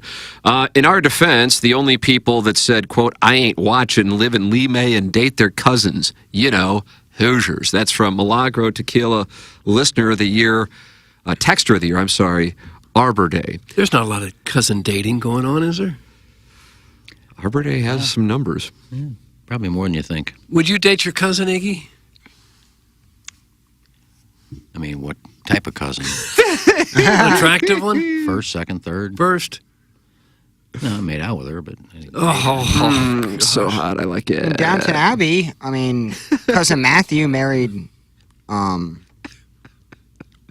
what is it, Lady... Man, it's not Lady Gaga? Lady Gaga, Sauce's that's teacup. No, not Lady Sansa, but yeah, they married each other. Lady Mary, that is... Yeah, I think Mary it's and Matthew legal. married. I think anything other than a first cousin, it's legal to marry them. Yeah. Tell us about how you had sex with your aunt. But not the first cousin. No, that's still illegal. You don't want to do that to the kids. Oh, the kids. Well, yeah, you could have some messed up kids that way. Jackson, did you tweet something out from our account? Because I've got a rare moment where I have mentions. Yeah. What happened? I just Doug talking about the Blues. Oh, you had a great breakdown of that neutral zone. God, you killed it, man. Yeah, so You really did have a great threw that on segment. Twitter. Nice. All right. Like, do we have a problem? No. If I have mentions at this point with a dormant Twitter account. Like, oh, God.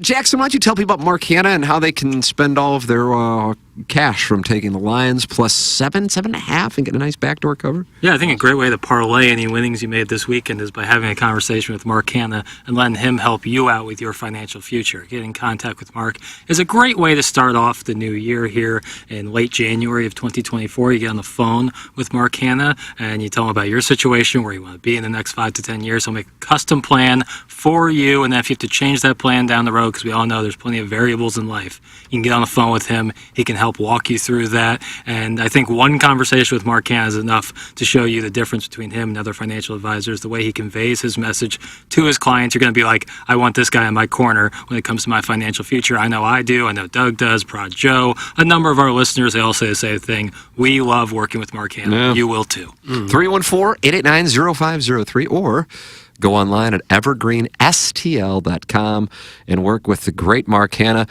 Go in and have breakfast or brunch at the Shack, meet with Mark Hanna, and then wash it down by getting a sandwich at Grossi's. Oh, sure. And you're Pick up 20 pounds or so. and you're walking maybe an eighth of a mile to do all of it. So that way you're not really burning calories while you're taking them. Yeah, you don't want to exercise at all. Right. Speaking of putting on weight, if you have noticed you've been putting on weight, not putting on muscle like you used to, you're tired all the time, got low energy, got low motivation, those are symptoms of low testosterone. Well, that's where Mentality comes into play, a local healthcare facility specifically dedicated to helping men feel and perform at their very best. Even if you've tried testosterone before, not everyone understands the blood chemistry in men's bodies. Mentality can help. Normal range for testosterone is large. If you've been to a doctor and they told you that you were normal without understanding the low range or testing your free testosterone, it wasn't fully looked at, come get checked with Mentality. Testosterone therapy helps men regain normal function and restore the ability to perform normally at all levels. Go to lowtusa.com and work with Mentality. We have the Design, Air, Heating, and Cooling email of the day coming your way in about 10 minutes. Jackson and I are going to head down the hallway. It should be fine. Yeah. It might not be fine, though. And if it isn't, we will be fine. It's the Little Piddles Monday weekend wrap-up? That's right. What do you got today? Wrapping up the weekend. Oh, gosh. JR in studio. Plowhawk, that's the right reading. Anything more specific? JR a little bit ago. JR is going to be in studio. That's right. We just saw him wandering by. Yeah. Doug, 4-3-4-3-4-3-4-3. Yeah. 3 of those in overtime. Yeah, I like that. Neutral zone. That's the It key. always goes back to the neutral zone. Here's Mike Francesa breaking down. What is he breaking down here? So this is an old clip. So before people get mad. Yeah, Jesus. This is an old clip of a fan of the Giants wanting the Giants to follow the Kansas City model, and it really gets under Mike's skin. They have got to follow the Kansas City model. What is the Kansas City model? They've been in the Super Bowl in 50 years. It's It's winning games, Mike. Wait a second. How did the Giants follow the Kansas City model? The Kansas City model, they won 22 games before they handed it in 2 years to Mahomes. The Giants have won 8 games in the last 2 years. How is that following the Kansas City model? Don't run out of breath. If that's what they need him to do. Well, how is he? So wait a second. You just said his job is to break in the next quarterback. If that's what the organization needs, and that's what they need now, Mike, the Kansas City model is the way. What is the Kansas City model? Explain to me what the Kansas City model is. Michael, I'm trying to. What is it? Tell me what it is. Explain the Kansas City model. I'm listening. All right, the Kansas City model has been incredibly successful for What is it? the past couple of years. What is it? The Kansas City model, Mike. They've been incredibly successful, like you said. They've won like 9 games. What is the Kansas City model? Explain it to me in words. What it is. Well, Mike, I know you're not interested in the mathematical equation. What is it? But winning as an organization and everyone doing their part. No, it's not, you dopest. Anything like that. What do you call him, a doped? Yeah, what? Doped. He wouldn't even let him explain it. Well, the guy wouldn't because he's just saying it's winning. It's kind of like the Cardinal way, though, right? How is the Cardinal way any different than any other way that other clubs are doing? Because we tricked our fans to think it matters. We tricked I the never fan heard of base to thinking that, supporting a team blindly is the only way to go. Business model, Sign boom. 5 40-year-olds and get Mosaic as 5th assistant. I did not see this clip turning into a DeWallet bashing, but I'm here for it. Yeah, screw him. But the Cardinal way has been a thing. Maybe not in recent years as much as it used to be, but I never got an explanation either of what the Cardinal way was. Are they the only ones hitting the cutoff man? Are they the only ones bunting to move a runner over? Does this not happen with other The players teams? are giving the fans money. Remember, that's what the big thing. They come here for the fans, not the money. Maybe you need to write a book. I mean, nobody knew what Matheny's manifesto was, but he wrote a book about it. I just don't know how they play the game any differently than other teams. The Cardinal way is bobbleheads, rally monkeys, rally squirrels. You got pepper grinders, all those little salsa, thank you, Iggy, helmet nachos, all these things that make us fat, dumb, lazy, and just blindly go into the gates. That's the Cardinal way. That should be for the fans, and not boy, the do we players. have just pounds of it. Get the gloves on, please. That was a pretty hot take. Where are the EDF gloves? There they are. Jackson was busting those out, and he looked really good in them. Did he? Yeah, thanks, Block. Yeah. You don't get scorched, I'll tell you that much. I think It's protection, if nothing else. But I thought the Cardinal way was designed for players, not for the fans. No, the fans are what create the Cardinal way, the culture. Without the fans, certainly the player couldn't play anymore. So the fans are the most important. So it's not that the players have some secret code and secret drills they're using. No, Busch Stadium and the fan base had the secret sauce. I see. That's what makes it successful. Okay. And the thing is, if you don't have the Cardinal way, you're usually shipped out. We're usually winning world championships, The Cardinal too. way is not filming your manager after a loss, not running around third base hard in the second game of the season. When you got a guy... Those are the Cardinal way rules. But other teams allow that? I'm just asking how it's different than how anyone Here's a else great plays. example of the Cardinal way. Let's say, hypothetically, you got a guy dominating 6 2/3 innings, 0 runs. Yeah. Let's bring in somebody. Like Quintana we in the can't let playoffs. him keep going. Yeah, by the way, this is a playoff scenario. Again, this is all hypothetical that Well, may I or got may not these have ever gloves. happened. Yeah. But the Cardinal way is to overthink things, use your babysitting manager over there to ruin a game. And that's where the Cardinal way really kicks in. That was in the book. playoffs. Yeah. It's in that secret sauce Gosh. of not letting a pitcher who was absolutely dominating continue to dominate. All right. You let your bullpen do the work. Okay. And boy, did they do work. And bring back aging players that aren't any good anymore, but they want to end their career as a Cardinal because that's the Cardinal way. Well, name 2 or 3. We should call these the Rolling Stone Cardinals because, what is this? Like the 8th time that they've had farewell tours. We're on our Scorching 5th. take. I'm wondering now. We're running out of them. I'm curious to what next player is going to be it next year. Who's still out there kicking around from the old days? I thought Waka, but maybe they're going to wait till that 2-year deal ends, sign him at 38. Yeah, I Walker's kind of still think pretty good. that might be the way. Yeah, he's too young for him. Mhm. He still needs to be polished a little more. Once he gets that RP membership. That's Harrison when- Bader, maybe they could bring him back. Oh man, that's he's not too old enough. spicy. Yeah, You need Carpenter types. Our stadium isn't big enough right now to get Harrison Bader To hold back. the Yeah, fan they have base. to do that stage 4 to where they add another 50,000. Yeah. The guy that would have been retired in Florida, kicking back with his kids and wife, yet he's coming back for a year. Are any of those still out there? I don't know. I think we probably. Only one I want to see Got a 'em all. reunion of is LaRussa because maybe we can be back to winning baseball. The only person I want to see a former He's Cardinal. here enough. He was here for the winter warm-up. Wasn't he in Arizona and he missed their opening day think so. ceremony so they could come to ours? I saw him on opening day one year. I said, "Don't you have a team of your own?" He goes, "Yeah, big day today." He He's did a it for Hall of Raiders Famer. in He's a Cardinal Boston, Hall of too. Yeah, I Famer. agree. It was just weird that you miss your team, that the salary that you're making from Yeah. Arizona. You're missing that for the Cardinal Hall of Fame Yeah. or the Cardinal opening day. That was fun. Would you like to have him hired back as manager? I take anybody as manager. He's pushing with a 80. pulse or with any sort of balls. Oh, he looked good at the winter warm-up. I mean, Yeah, you he could did. see Marmol's ball probably in his, in his lower intestine. That's how little of control he had. That's why you have to have these former players because those are actually the coaches. oh gosh, that's a mistake. I think Gersh is coffee man. I don't know if Coffee man. He's a general manager. I don't know if Marmol gets the afternoon burritos. Is he the bagel guy? Starbucks. I don't know. It's tough to know exactly what Ollie does on a day to day. But yeah, we hired Carpenter at the quasi manager. Really? We have Lennon there at the bullpen. Yeah, these guys are coaching the team. I thought Daniel Descalso was the quasi manager because he's the bench coach now. Few years he'll be back in a uniform playing. We'll get him as a utility good guy. arm. Yeah, great arm. Great clubhouse guy. Good baseball man. Key buzzword that will always get you hired. He's just a scrappy, do-it-all kind of a guy. Uh-huh. Yeah. Like in hockey, he gets into the greasy areas. Well, sure Not he does. everybody gets in the greasy areas. Like a Bortuzzo. Mm-hmm. So you think, as I'm reading this, you think Zaylock is in charge of everything? Yes. Do you? I'm glad we put a good bow on that. That was a great conversation. Yeah. All on the up and up. Well, the man's got 5 assistants, and you never hear Gersh's name mentioned. That's why they always go to Mozeliak. I Is mean, there like a bell that he has in his... I think Gersh does the contracts and that kind of thing.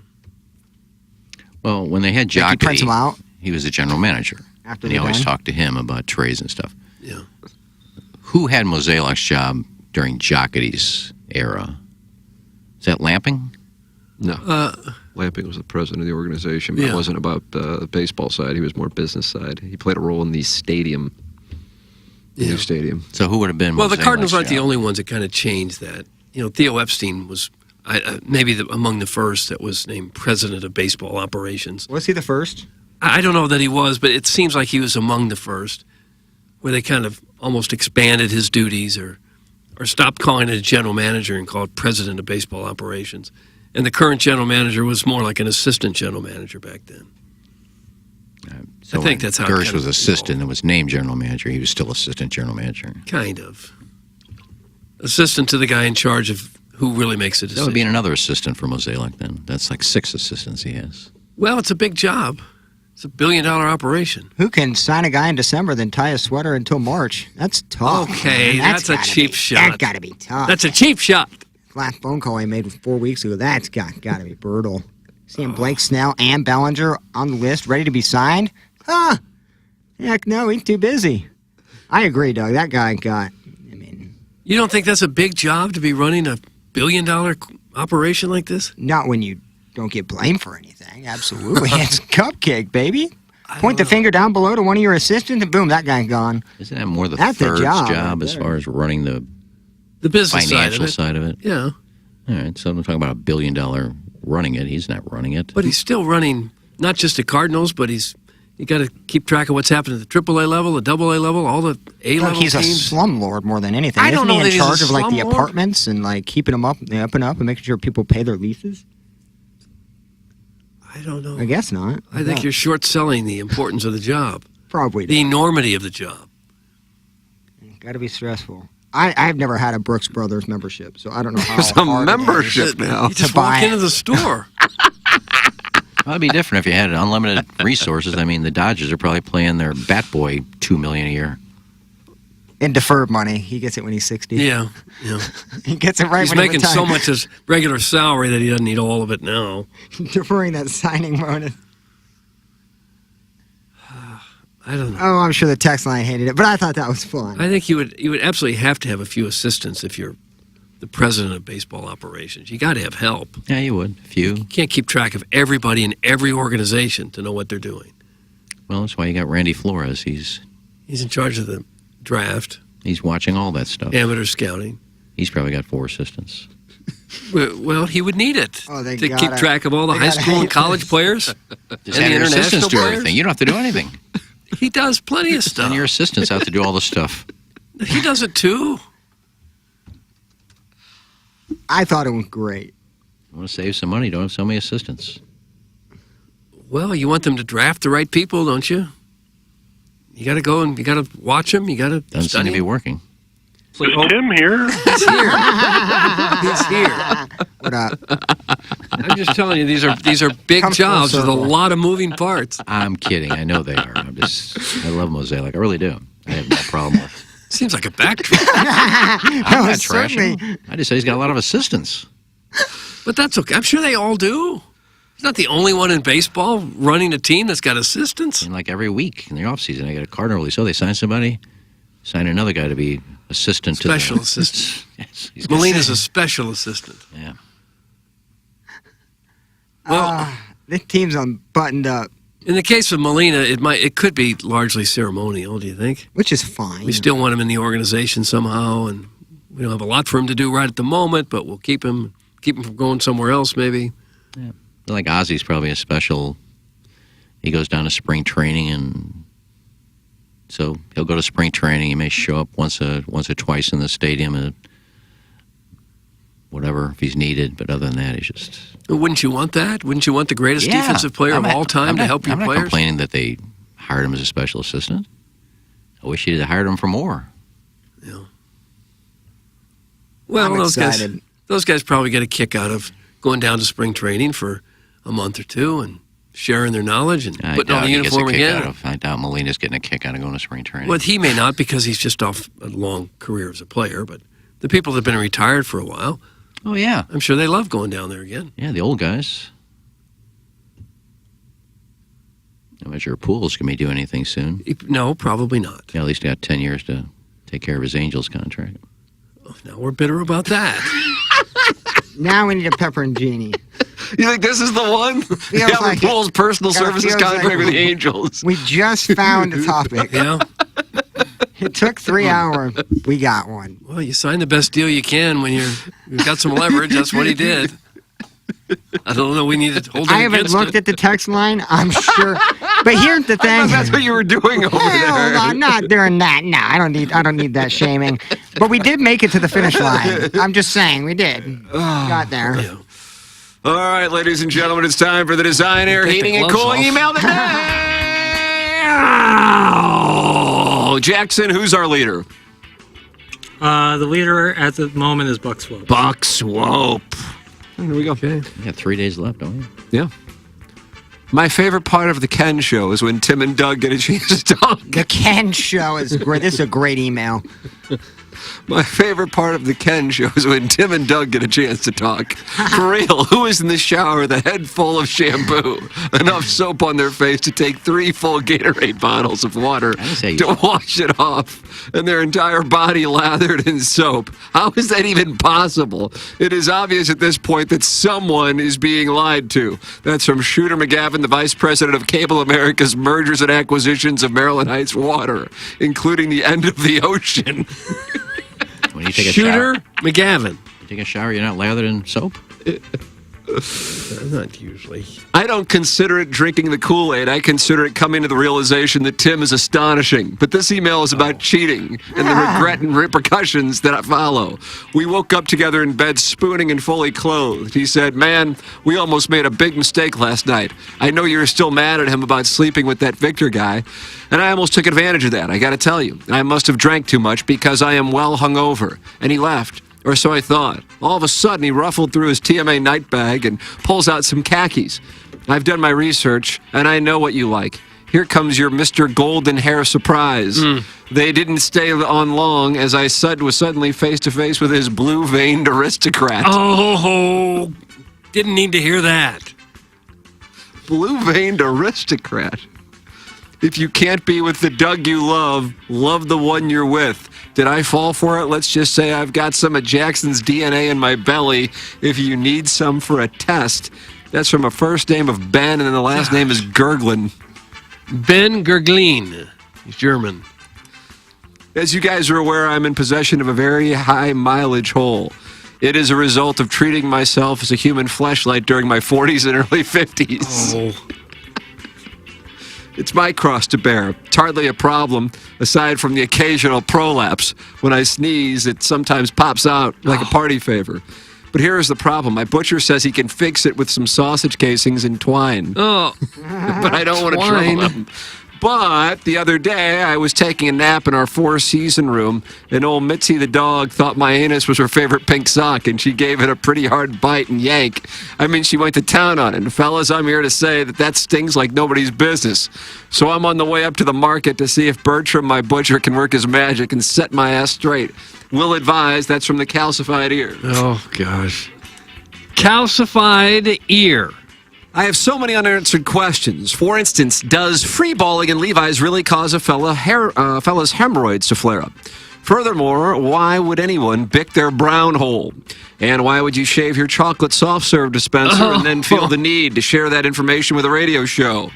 On an unrelated note, did Dan Campbell have access to the scoreboard? Why else would he keep going for it on fourth down unless he physically couldn't see the score? The Lions have nothing to hang their heads about except the fact that they cost themselves a trip to the Super Bowl by simply refusing to increase their point total. Because the Lions lost, we get another 2 weeks of that random 49ers fan posting the phrase "Bang Bang Niners" game on his St. Louis radio show Facebook page.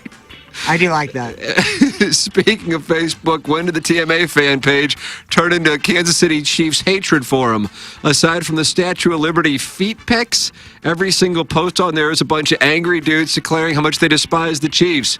Guys, we slayed the dragon. It's time to move on. If you hate Taylor Swift or Kansas City, don't watch the game.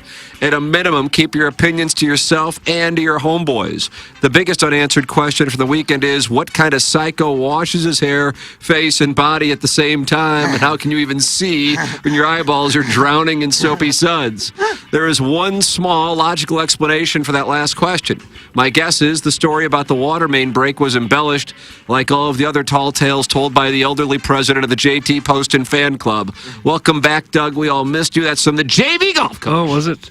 JV Golf Coach. And finally, Sadie Hawkins, Doug, the Lions blew a 17-point halftime lead to the 49ers. The Chiefs beat the Ravens. The Blues have won 5 in a row. Iggy stores tap water and old Gatorade bottles that he uses to shower with when the water is shut off in his Section 8 apartment.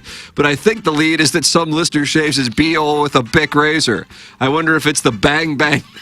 Bang Bang Niners gang He made guy 2 appearances. on the fan page. That's amazing. Is that like somebody else taking pictures of a guy and posting them, or is that real? That's him. That's It's really real? He's from St. Louis. Oh, all right. I just thought it was like a parody. I actually think it's hilarious, and I want think that guy to it's keep so going. funny because it makes no I'm sense. a big fan. It definitely need to be on the fan page. Faith, character, core values, and benefiting from your opponent's self-inflicted mistakes. That would be the 4 pillars. The guy who coached the Rams to a 10-38 record back in the halcyon days of 2009 to 2011, before we knew Kroenke was moving the team, is going back to the Super Bowl for the 5th time as a defensive coordinator.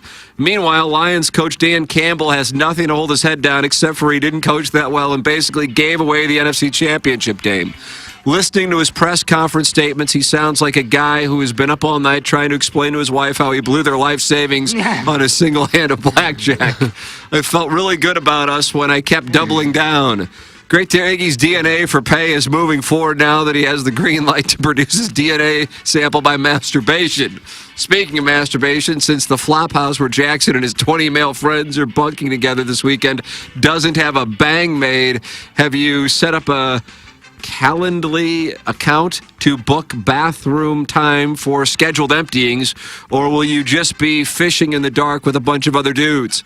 The forecast calls for a 50% chance of rain, but a 100% chance of diaper games. Doug, that's from Buck Swope. Sure it is. Nice little email today from Buck Swope. And that's what we have for the Design Air Heating and Cooling email today. What you got? Well, there are some options. I enjoyed the use of the phrase sausage casing and twine from the calcified ear. I thought Ben Gurgling brought up a couple of good points. But I'm going to go with a fellow by the name of JV Golf Coach. JV Golf Coach gets my vote. Yeah, nothing stuck out. They were all kind of mediocre.